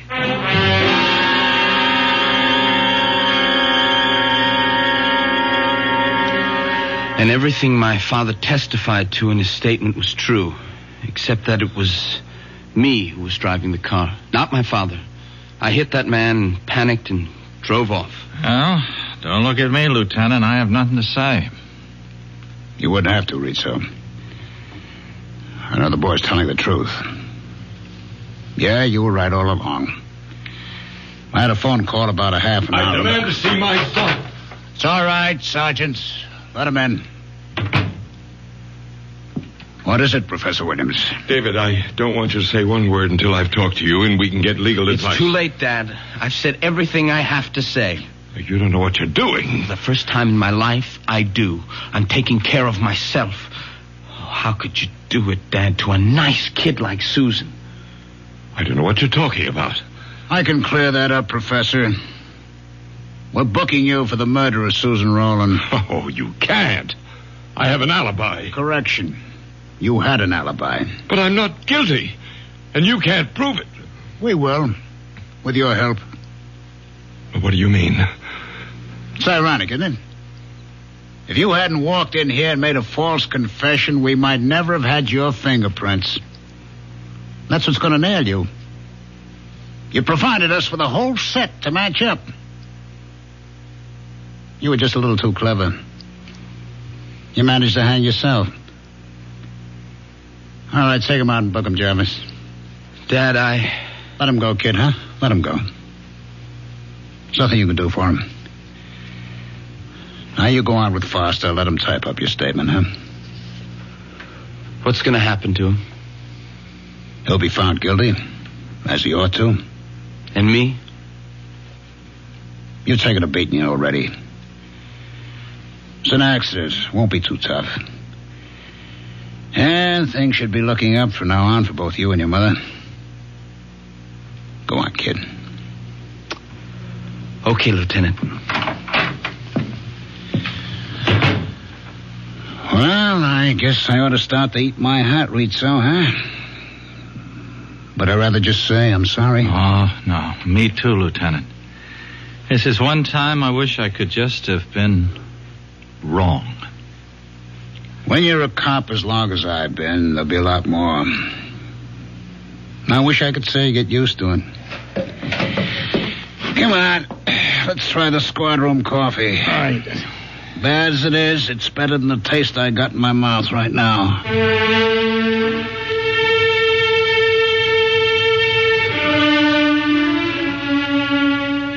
I'll be back shortly with a final thought. So Marion's intuition was right, along with Sergeant Rizzo, and David made the first long stride towards being a man. Something else I'd like to say about that. Not every story must have a moral, but I believe this one has. Not that crime doesn't pay, that's obvious, but that the acceptance of responsibility is a cornerstone of life. It is written, "You shall know the truth, and the truth shall set you free." Our cast included Arnold Moss, Ralph Bell, Clarissa Blackburn, William Redfield, and Christopher Tabori. Associate Director, Marlon Swing. This is Hyman Brown, Producer-Director, inviting you to return to our Mystery Theater for another adventure in the macabre. Until next time, then, pleasant dreams.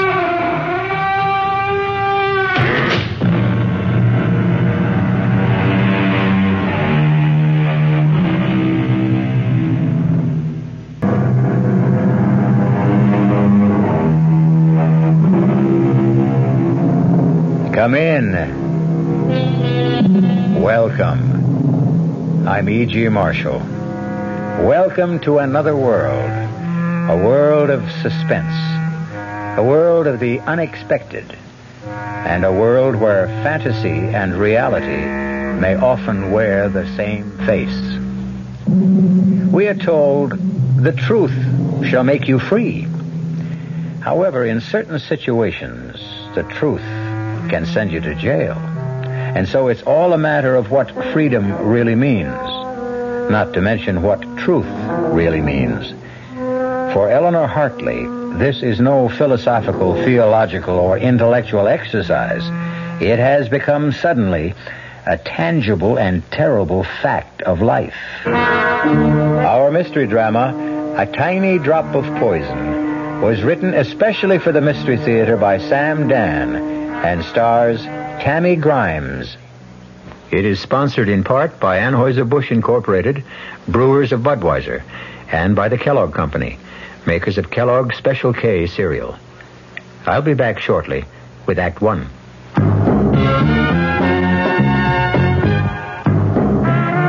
You don't see many people putting salt in their beer nowadays. Not that there's anything wrong with salt on radishes or French fries, but man, not in the king of beers. Truth is, the only thing salt can do for Budweiser is make it salty. An unwise thing to do to the only beer in America that's Beechwood aged. Unsalted Budweiser has become the most popular beer in the world. And that's because in brewing Bud, the Budweiser Brewmaster goes all the way for a taste, a smoothness, a drinkability you'll find in no other beer at any price.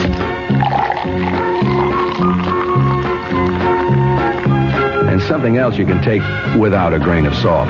The fact that when you say Budweiser, you've said it all. Anheuser-Busch, St. Louis.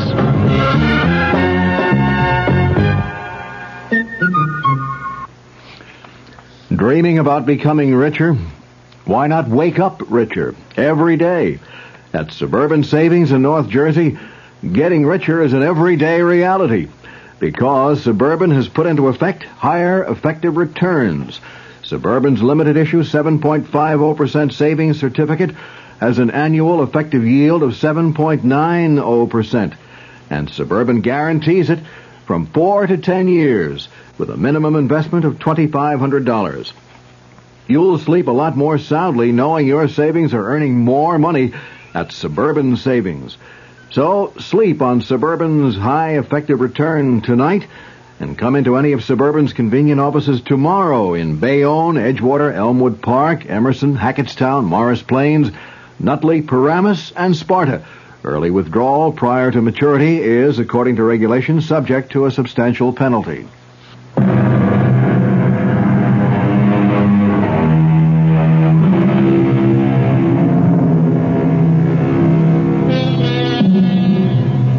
There's simply no way of knowing. So often, a fateful day will begin quietly, prosaically, with absolutely no hint that the steady pace of the commonplace is destined to quicken or falter. With no intimation that today a die will irrevocably be cast, and henceforward our lives will change forever. Or even cease to exist. A day like this has dawned for Eleanor Hartley, but she doesn't know it yet. Eleanor Hartley, at 32, she has it all. Looks, brains, personality, and a mission in life that seems certain of fulfillment. And on this day, this particular day, Eleanor Hartley is in a recording studio making a very important statement. The principal issue, the primary issue, the overriding, indeed the only issue, is morality. Do you or do you not? Can you or can you not trust your elected representatives? Okay, Eleanor, thanks. We got it. But I haven't finished. That's all we need. Tom, I intend to run my own campaign. Absolutely. Maury, don't edit any of this stuff now. Grab a portable rig and come on with us. We're going to the Madison Beach Club. Just a minute. I have no intention of going to the... You know, we didn't even drink our coffee. Why don't we just relax for a couple of minutes? Mr. Caldwell, I think it's time we reached an understanding. I thought we understood each other all along. You want some sugar? I agreed to run for Congress because a group of concerned citizens asked me. Well, they did. And I thought it would be that simple. Why do I have to go to the Madison Beach Club? You want to talk to people? That's where thousands of them are. Also, you look great in a bikini. I think that's dishonest. Why? It's your very own body. Is it your fault that it's more attractive than your opponent's, who happens to be a bald, paunchy old party hack? Oh, why can't politics be simple? You know, it's been such a morning. Didn't even get a chance to see the papers. Oh, look, right here. Right here on page 1. This is what the game is all about. What? Look, we got some more results from the surveys. You have gone up 7 points in the last week. That's not very much. Are you kidding? An unknown running against Big Jim Parkhurst, an entrenched incumbent? The way you're gathering momentum, we are in. Look, Eleanor, I have to know something. What? Big Jim is going to take you seriously from now on. I should hope so. Things may get rough. I'm not afraid. You don't know what rough is. You don't know how Parkhurst's people will probe and pry and dig. So, if there's anything in your past, anything at all... What are you trying to say? By now, Parkhurst has unleashed the hounds. They'll examine your life from the day you were born. I have nothing to hide. Good. That is... Yeah? No. No one would ever come up with anything to embarrass me. The year you were 22? What about that year? Eleanor, we can't account for it. What are you talking about? Well, we've checked you through school. We've checked you through college. You mean You've actually investigated me? Of course. When you were 23, you married Ted, and the past 5 years have been an open book. But that whole year, while you were 22... Yes, well, like so many kids who get out of college, I was at loose ends. Didn't know what I wanted. So, I just took off. I traveled around the country. I was just trying to find myself. And I did. And that's all there was to it. Okay. Come on, finish your coffee and we're off. Hey, what? Look at that. Oh, no, it's just nothing. It's just an article here. Which article? It's got nothing to do with politics. I just happen to know this guy. Who? Oh, some guy. He was killed about 5 years ago. Murdered one night. Nobody knew why or by whom. Well, this sure throws a new light on the case. Turns out he was a foreign agent. Who'd ever thought that Paul Grover could turn out to be a foreign What did you say his name was? Grover, Paul Grover. Why, did you know him? Grover. No, I never knew anyone. Go figure, some people. Tom? Something the matter? I didn't feel good. Got a headache. Maybe I better go home. I'll rest for a while. Eleanor, what's the matter? I told you I have a headache. Okay. It's a woman's privilege.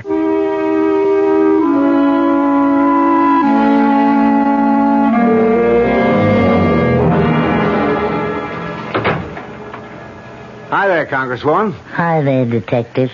Get any votes today? A few. You catch any crooks? No. I'm on a whole new thing. Sherlock Ted Hartley, that's me. I draw all the weird ones. This was a guy named Paul Grover. Grover? How do you like this? He was murdered 5 years ago, buried and forgotten. Now it's suddenly wide open again. You know why? Tom showed it to me in the morning paper. He was a spy. Which means we have to find out who killed him. Wasn't it always important to find out? Well, now more than ever. The information we have now is that he was ready to come over to our side and spill what he knew. But, isn't this out of your, The Federals asked us to cooperate. So the old man called me in and said, Ted, go get him. Oh. I'm a victim of my own reputation. So now I have to lone wolf around and try to sniff out a case that's 5 years old. Let's eat in tonight. Okay.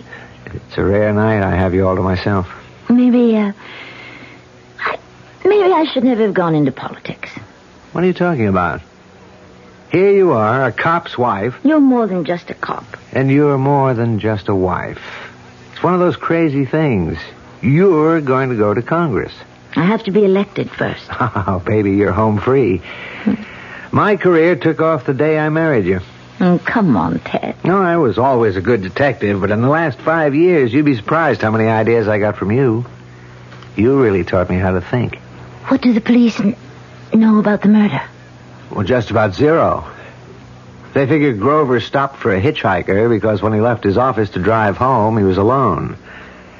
They found his car at the side of the road, and he was about 30 feet away, stabbed to death. Funny guy. Lived all alone, no friends, just people who knew him casually.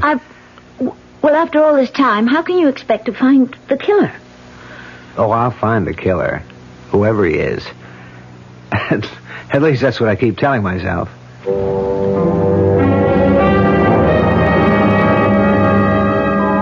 I looked at Ted. If he's determined to get the killer of Paul Grover, eventually he will. And I don't know what to do. Should I tell him now? Suppose I did. What would he do about it? But why? Why should I tell him? He can never find out. For all his skill, experience, instinct, he could never find out. No one could find out. It all happened 5 years ago. When I was someone else, drifting about in another world. How could anyone ever link me to Paul Grover? There were no clues. No one ever saw us together. No one saw it happen. No one.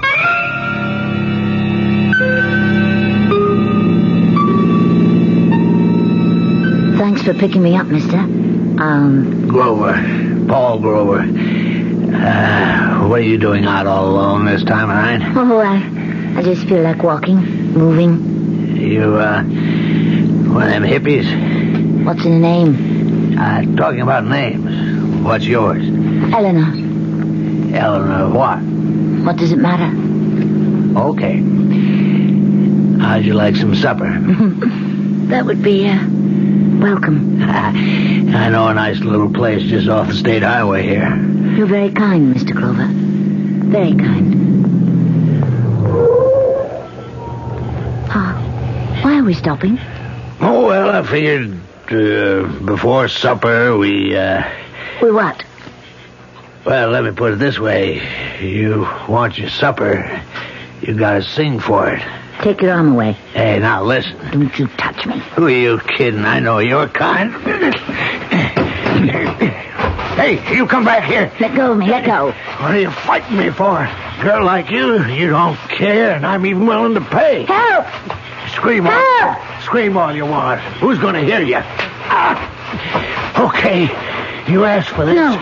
No, please, put that knife away. You quit scratching and slapping, and you just behave yourself, and you just do as I tell you, and you won't get hurt. I'll go to the police. Yeah, who'd believe you? Who'd take your word against mine? I'll say you're trying to frame me. You'll go to jail. Now, come on, honey, be nice. I'll even give you money. All right. I'll be nice. Don't you try to run away now. I'm holding this knife. Sure. Well, now you're talking. Drop it. You break my arm. That's right. That's the way I was taught. Drop the knife. I'll kill you. Drop it. Oh, you... I told you. I told you to drop the knife, but you wouldn't. I don't want to die. Mr. Grover, I'm sorry, Mr. Grover. But what was I supposed to do? You wanted to kill me. What was I supposed to do?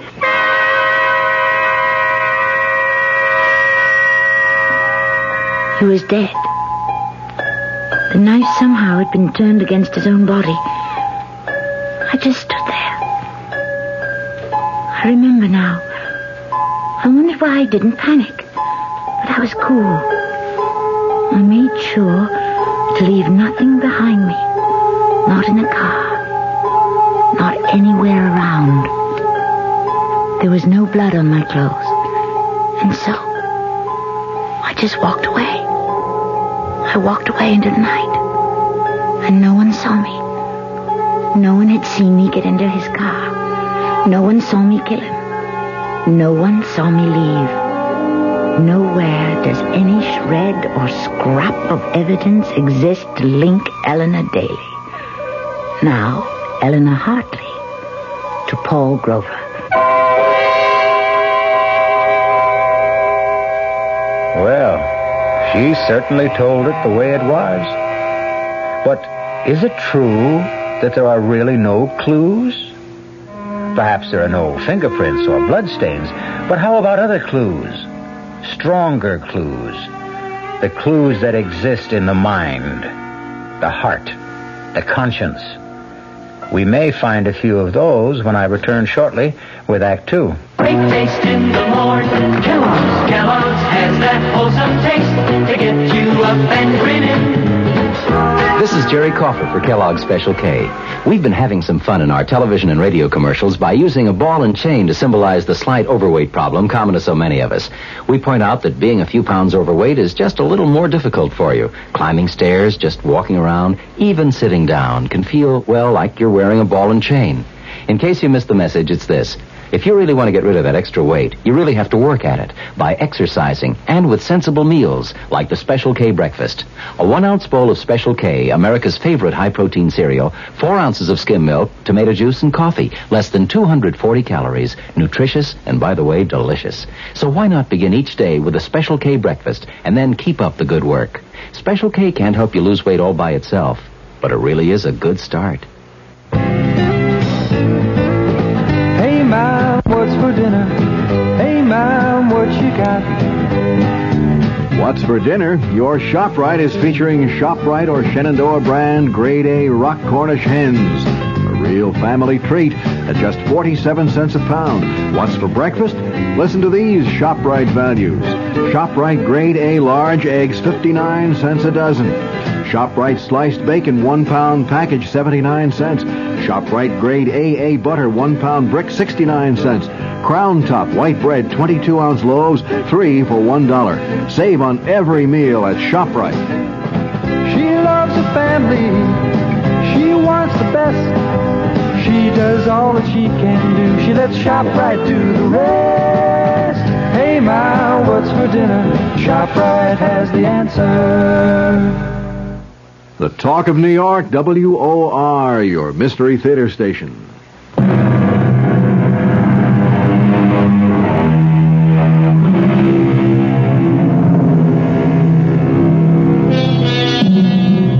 They are a most unusual and attractive young couple, Ted and Eleanor Hartley.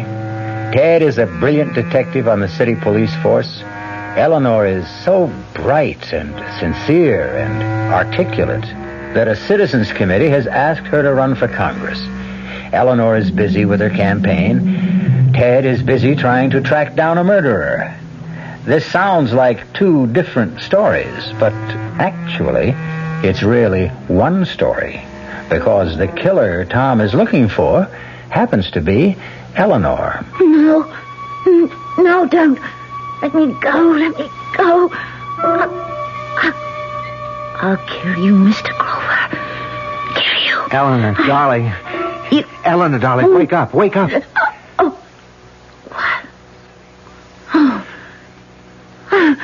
I must have had a nightmare. You were muttering and mumbling the craziest things. I think it's just I've been working too hard. Darling, you don't have to put so much into it. There are lots of people working for you. I want to be elected, Ted. I feel I could do so much good. Sure.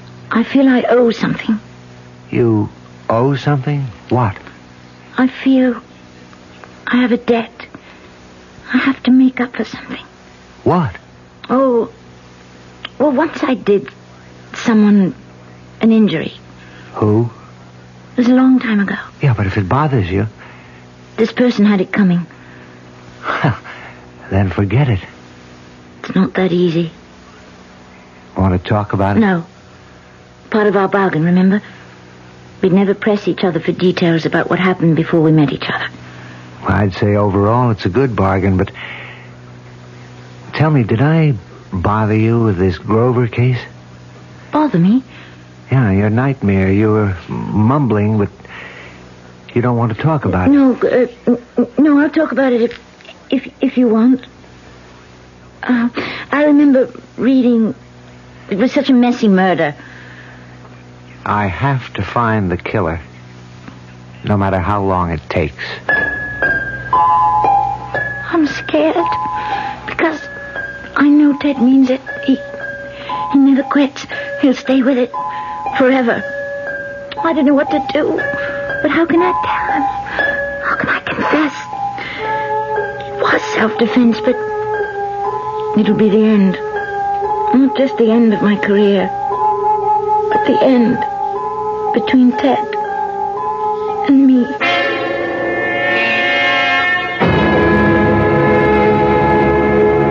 For my part, I offer you a dedication to the truth. I will follow the truth, wherever it may lead. I will seek the truth, whomever it may hurt. What we need in our lives today, at every level, is the truth. The truth, unvarnished, stark, simple. Thank you. Come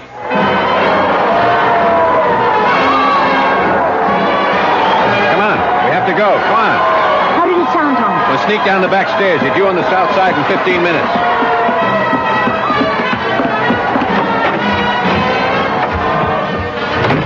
There's the car. You didn't tell me how it sounded, Tom. Yeah, I know I didn't. What's the matter, Eleanor? The matter? Yeah, with you. The speech. There's something missing. Oh. What? I don't know. Let's say some of the fire was out. Anything wrong? Nothing, Tom. Having a bit of a tiff with Ted? Ted is absolutely in favor of my running. So what's wrong? Why do you insist something's wrong? Your speech. I didn't believe a word of it. Why? Because it was obvious to me that you didn't mean a word of it either. But Eleanor, something is wrong. Something has been just a little off-key all week. Now, why didn't you tell me about it? Tom, I wish you'd believe me. Everything's just fine. Yeah? I mean it. Well, if everything's just fine, why are you so pale and why are you perspiring? Tom. Then there is something. Tom, there's nothing we can talk about. But it's serious. Yes. Serious. Eleanor, if it should ever come out. It can never come out, Tom, believe me. Eleanor. Please, Tom, don't ask me any more questions. Please. Sure. Okay. But whatever it is, I'm in your corner. I'll back you. I'll fight for you no matter what you did. Even if you committed murder.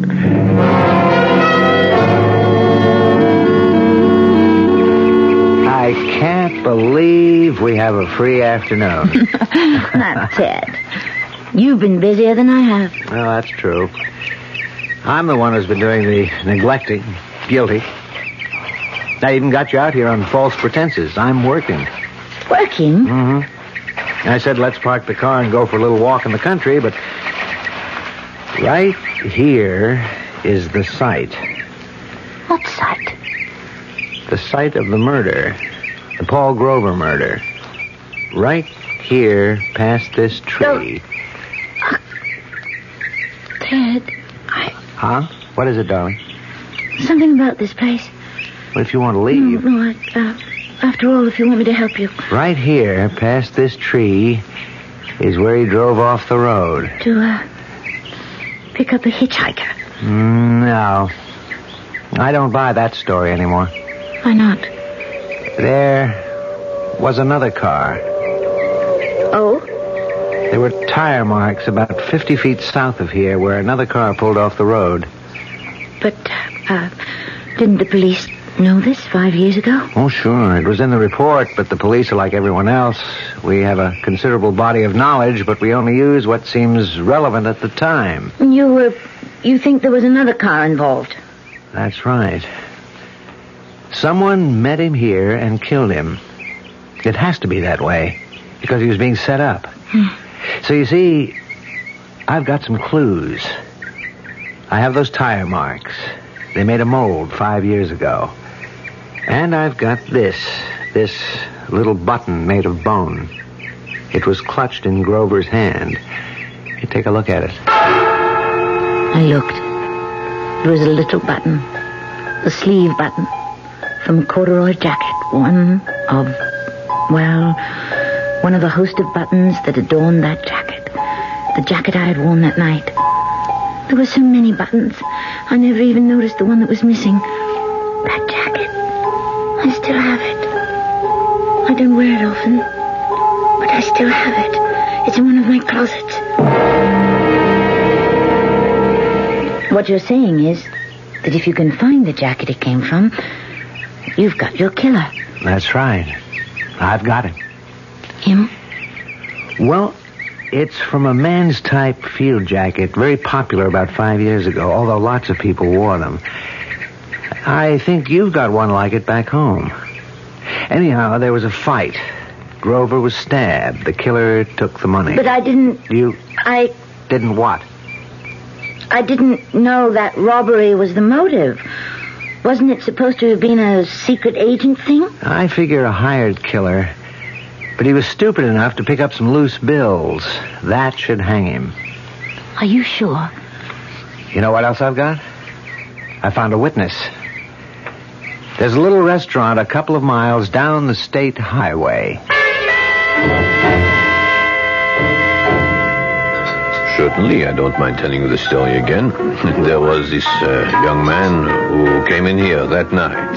How can you remember so far back? Oh, Mr. Grover was a steady customer, was a good customer, so I remember what happened the night he died.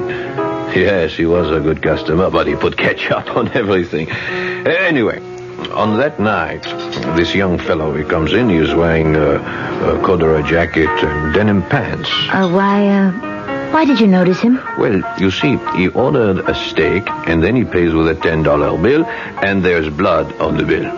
Blood? Yeah, so I says to him, this looks like blood. He says, does it? And I says, how did blood get on this bill? And he says, maybe it's blood money. He takes his change, gives me $1 tip, and leaves. Why didn't you tell this to the police? They never asked.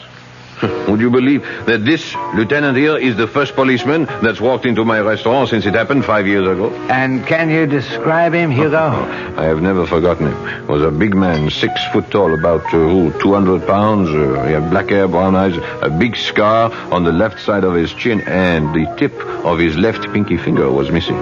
Thanks, Hugo. Oh, no, sir, yeah, don't mention it, Lieutenant. As far as the wife is concerned, madam, if I get up early on election day, I might even vote for you. You would? Why? Oh, I don't know. Maybe that's why.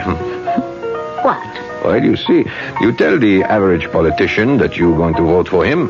He shakes your hand. He looks sincere. He says, thank you. You look sort of surprised. You say, why? That is honest. It shows you're honest, and that's something.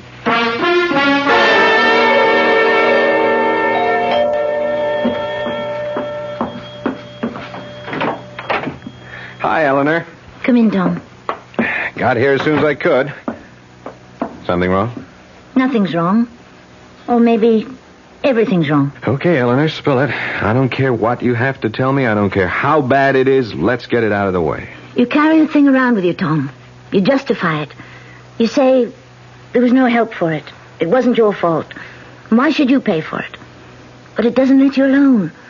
Whether you admit it or not, it keeps building inside of you, and you feel you just have to tell someone. I understand. Everyone has his own little secret. This isn't a little secret, Tom. Funny, isn't it? Of all the people I know, I feel I can only tell you. What about Ted? No, I can't tell Ted. Does it concern another man? Yes, but not the way you might think. Okay. We had to come to this point, you and I, Eleanor, because, well, we're going places together. I know. Eleanor, 10, 15 years from now, you could become president of the United States. Oh, Tom. Oh, Tom. Thank you. Oh, I needed a laugh. Why are you laughing? Sooner or later, we'll have a woman president. Why not you? Dream on, Tom Caldwell. Dream on. For all of them, it began with a dream. So ask yourself, why not you? You'll be 40ish, even more beautiful than you are now. Wiser, more experienced. Now, what could hold you back? Oh, excuse me. Hello? Darling? Ted, where are you? At police headquarters. I won't be home until late. Can't it wait? No. I have to do it now because I just brought in my prisoner. Who? The killer. You know, the guy that murdered Paul Grover. The man who murdered Grover? Can you be sure? Yeah, I'm sure. We got him cold.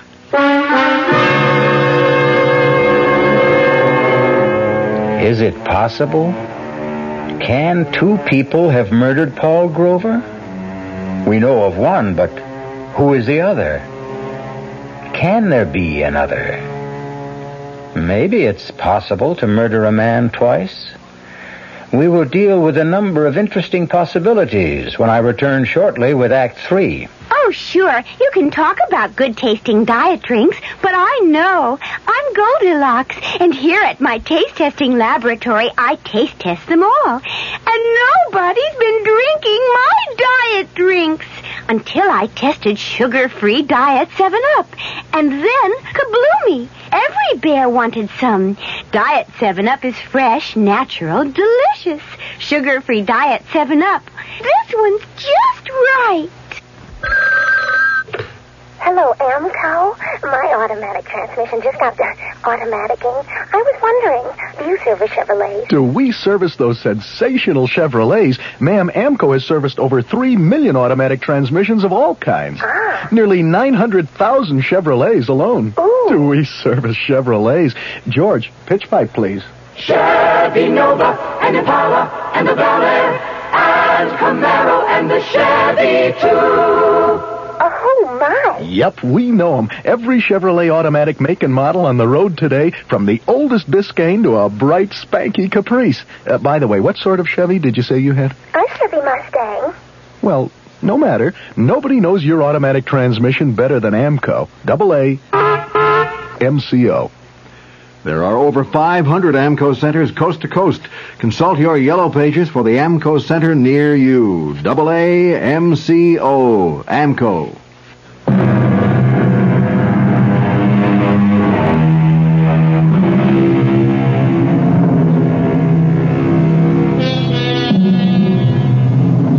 Although once is usually par for the course, it does appear that some people can be murdered twice.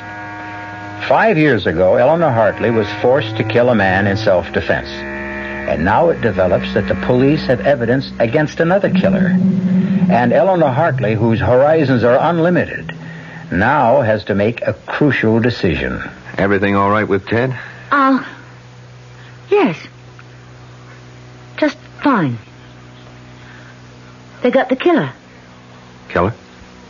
The one who murdered that, Paul Grover. Oh, that's great. Well, Ted is really a great detective. Who's the suspect?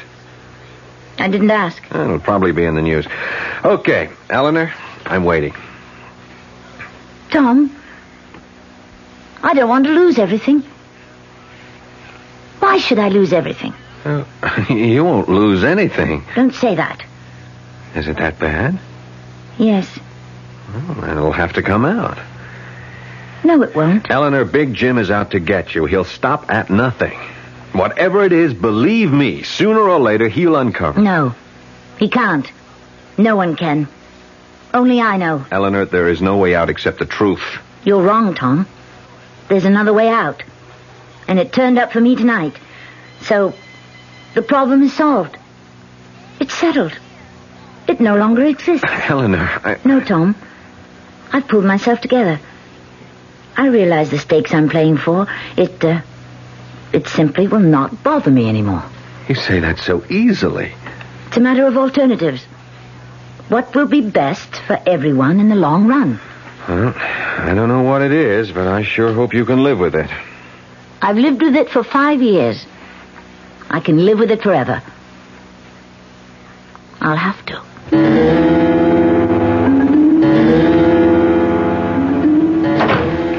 Ted?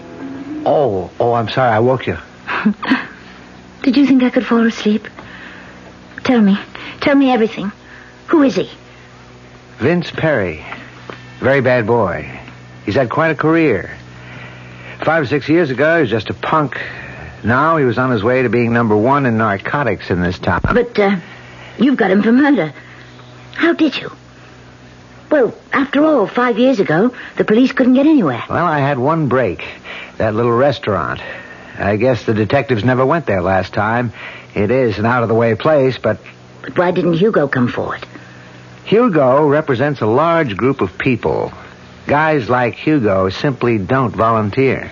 But all Hugo gave you was the description. It was enough. It told me it was Vince Perry. But the description, is it enough? 2 other things put him on the scene. The tire marks. They're a very special Italian tire. I checked back. I found out that Vince Perry had come into some money, bought an imported custom Italian car. Oh. And the button. I made the rounds of clothing stores all around his neighborhood. Mm-hmm. Found out where he bought most of his clothes. Guy checked back through his records, and sure enough, Vince had bought a corduroy jacket with that type of button. Would all that be enough?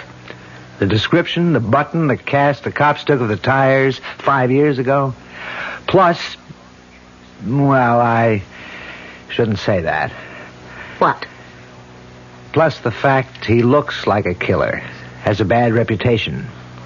Well, we don't have to worry about him anymore. Why did you say that?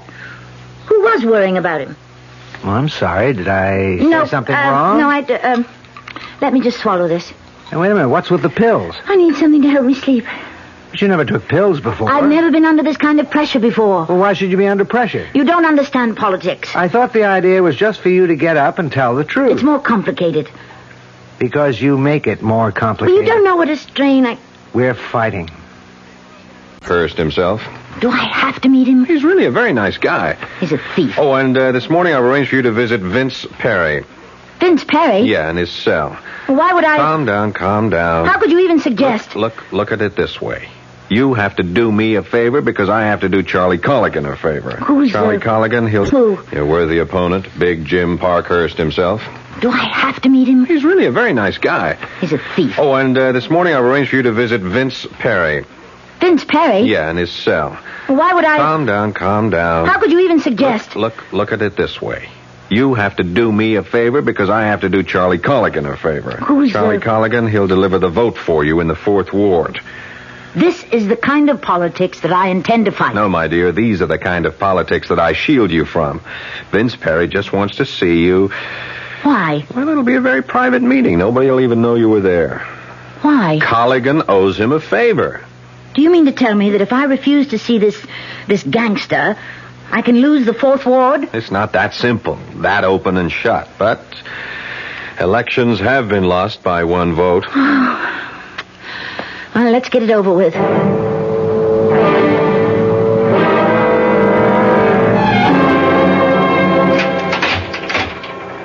Well, nice of you to show up, Congresswoman. I haven't been elected yet. Oh, I hear it's in a bag. I only came as a favor to a good friend. Now, you're getting the hang of politics. That's what it's all about, no? Favors.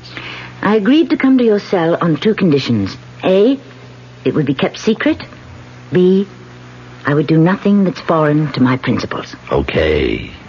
Let's find out what your principles are. Let's see if you want to start out by doing the right thing. What do you know about the right thing? I know this. The right thing would be for you to confess to the murder of Paul Grover.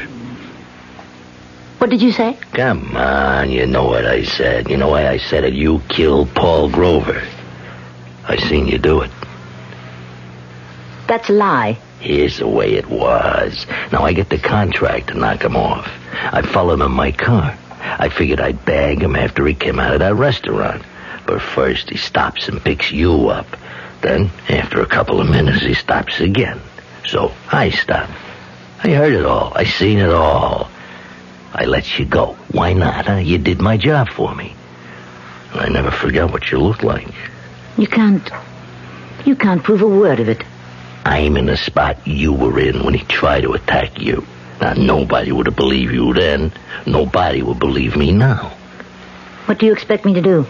Like I say, the right thing. There's 2 kinds of people, honest folks and thieves. Now, there's a law. The honest folks obey it, period. The thieves break it. I'm a thief. What are you?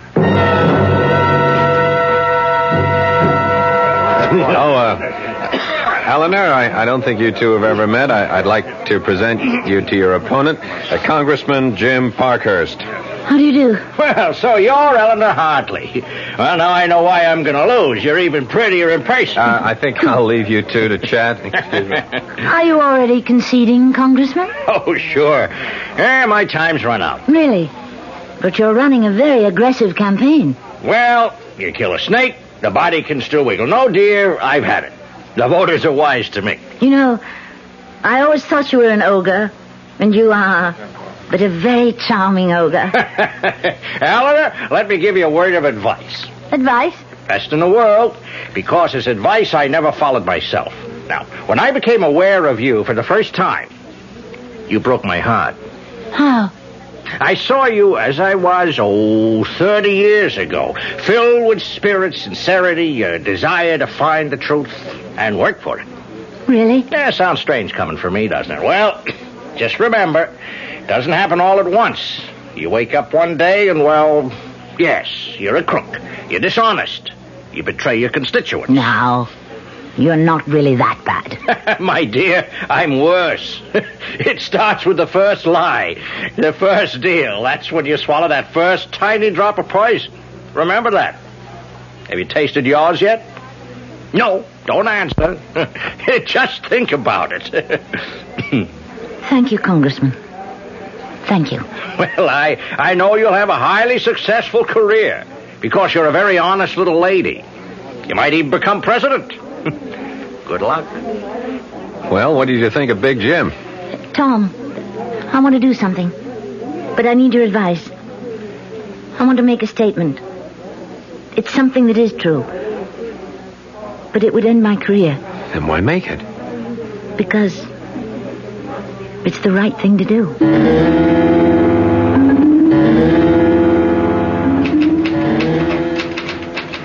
Ted, what are you typing? How was the big luncheon? Oh, the usual. What are you typing? Here, want to read it? To Chief of Detectives, dear Inspector Summerfield, please accept my resignation from the police force. Ted, what's this? Oh, I don't know. I just don't want to be a cop any longer. Why? Why? Well, look, you'll be going to Washington. I thought we... Why do I have to be a cop all my life? Why can't I try something else? Because, Ted, for you there is nothing else. Look, let it go. Ted, I love you. I love you, too. What do you want me to do? About what? You know. How long have you known? How long have I known what? When did you first find out that I killed Paul Grover? The first night I got the assignment. You told me about it in your sleep. You were having a nightmare, but you told me.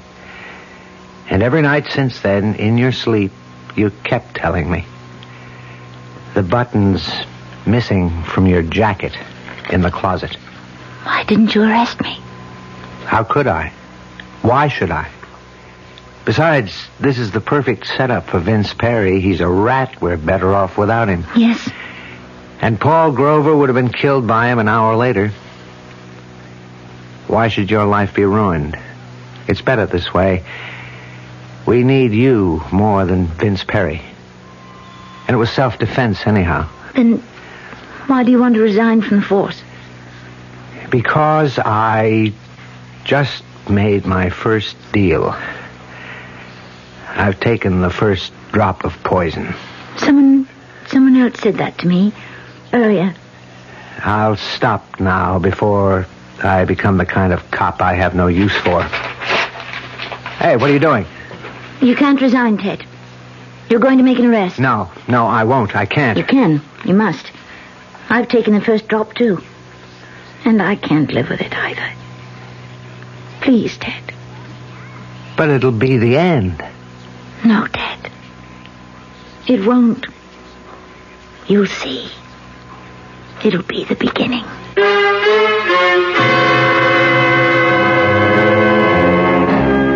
It was quite an unusual arrest and an unusual confession, an unusual trial, and a rather unusual verdict.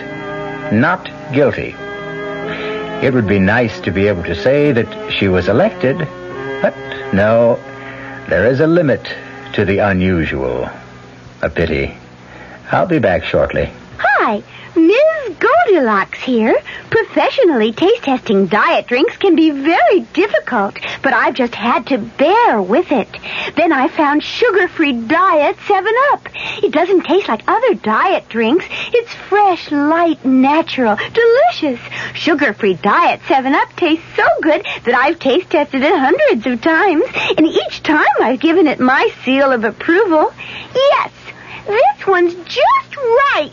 Our cast included Tammy Grimes, Paul Hecht, Robert Dryden, and Earl Hammond. The entire production was under the direction of Hyman Brown. Radio Mystery Theater was sponsored in part by new sugar-free Diet 7-Up. This is E.G. Marshall inviting you to return to our Mystery Theater for another adventure in the macabre. Until next time, pleasant dreams.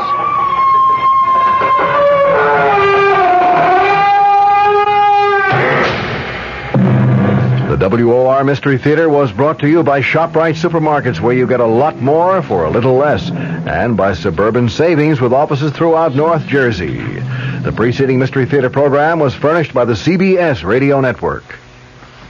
Got a second? I'd like to tell you about a new kind of radio program you're going to be hearing right here on this station. It's different because it's being done just like they used to do them back in the good old days of radio. In fact, we're going to play some of the great programs for you again. I'll be waiting to see you right here at 79 Wistful Vista. The name on the mailbox says F. McGee. The good old days of radio coming your way this Monday night at 9 o'clock right here over WOR Radio, the talk of New York.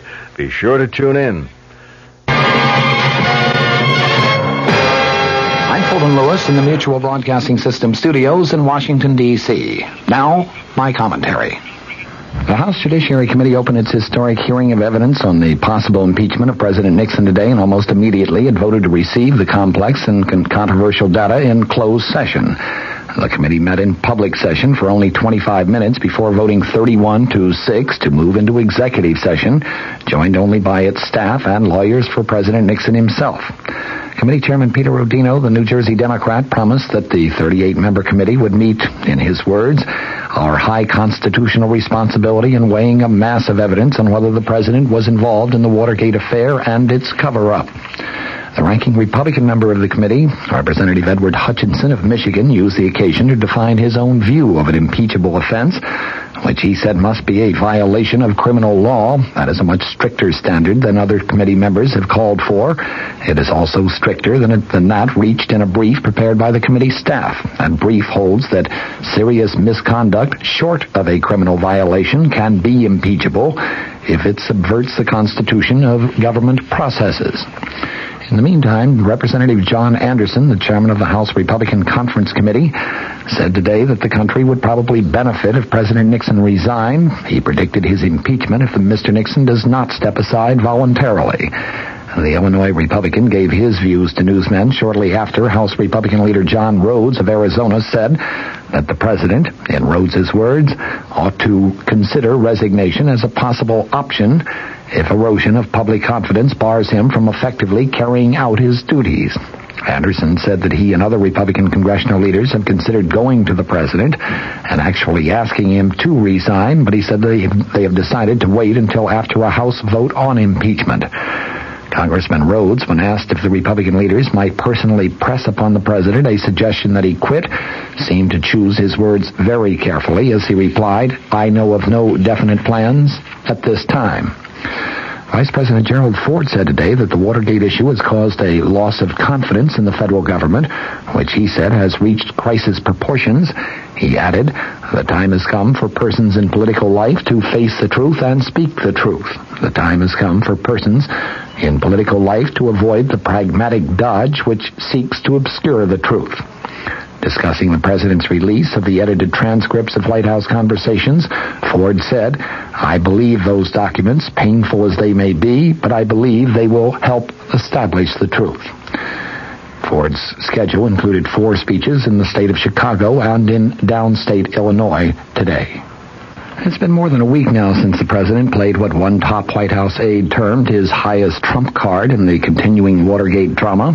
He, of course, announced that he was responding to a House Judiciary Committee subpoena for 76 Watergate-related tapes of White House conversations by turning over to that panel and, of course, to the public 1,254 pages of edited transcripts of the tapes. Committee Chairman Rodino and Ranking Minority Member Hutchinson would be invited to the White House to hear the original tapes so they could verify the accuracy of the transcripts.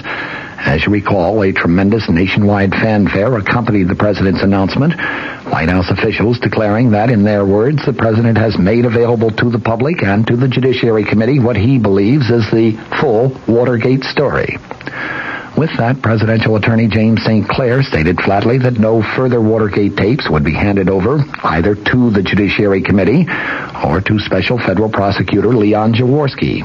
In the meantime, White House Chief of Staff General Alexander Haig made it quite clear that neither he nor presumably any other current presidential aides would answer questions of any congressional investigating panels. Last week, Haig, following the specific orders of President Nixon, invoked executive privilege in declining to give information to the Senate Watergate Committee. To put the entire situation in its proper perspective, I think several aspects must be analyzed. First, why did the president decide to release the transcripts of the Watergate tapes? While it may have been legally proper to completely ignore a subpoena from the legislative branch of government, I think politics obviously decreed that the president had to make some response.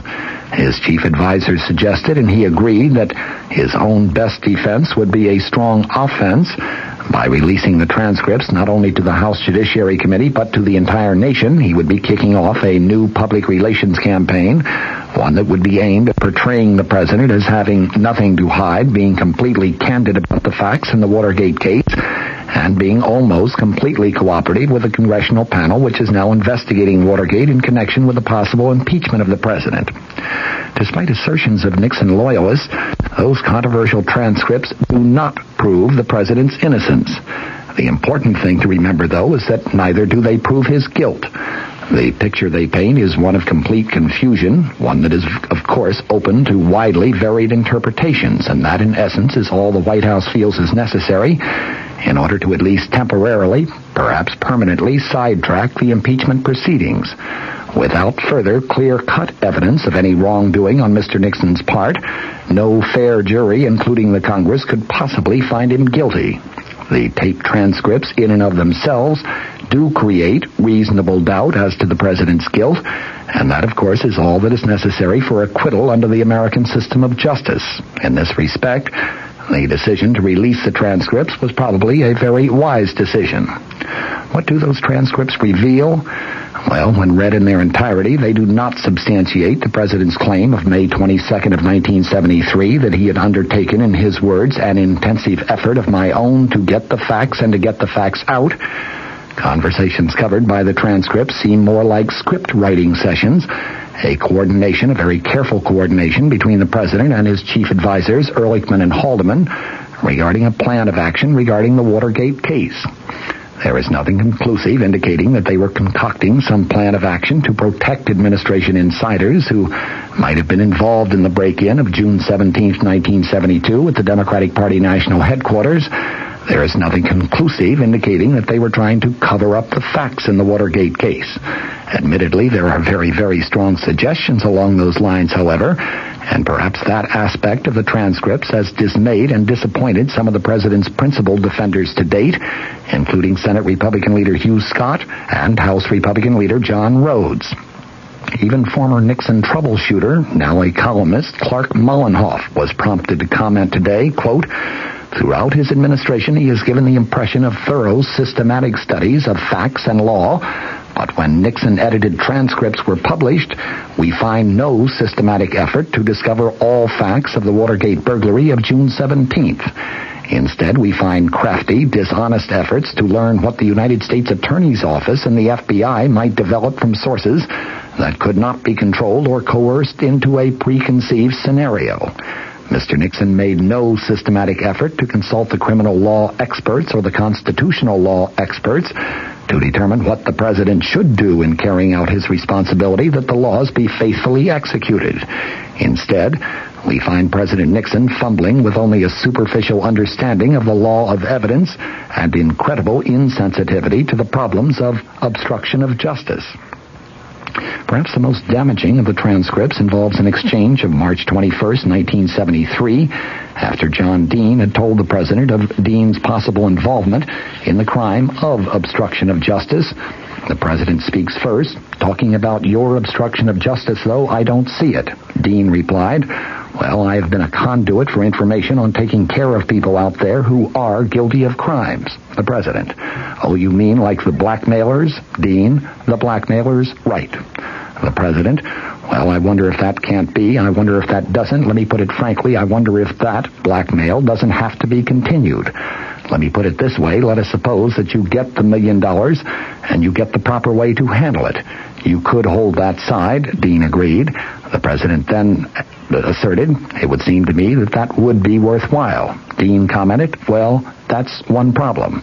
The president, "I know you have a problem here. You have the problem with convicted Watergate burglar E. Howard Hunt and his clemency." Dean, That's right. And you were going to have a clemency problem with the others. They all are going to expect to be out of prison, and that may put you, Mr. President, in a position that is just untenable at some point.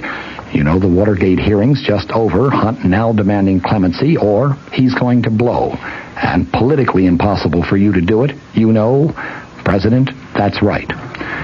Dean at that point commented, I'm not sure that you will ever be able to deliver on clemency. It may be just too hot. The president responded, you can't do it politically until after the 1974 elections, that's for sure. Your point is that you couldn't even do it then. Dean commented, that's right. It may further involve you in a way that should not be involved in this.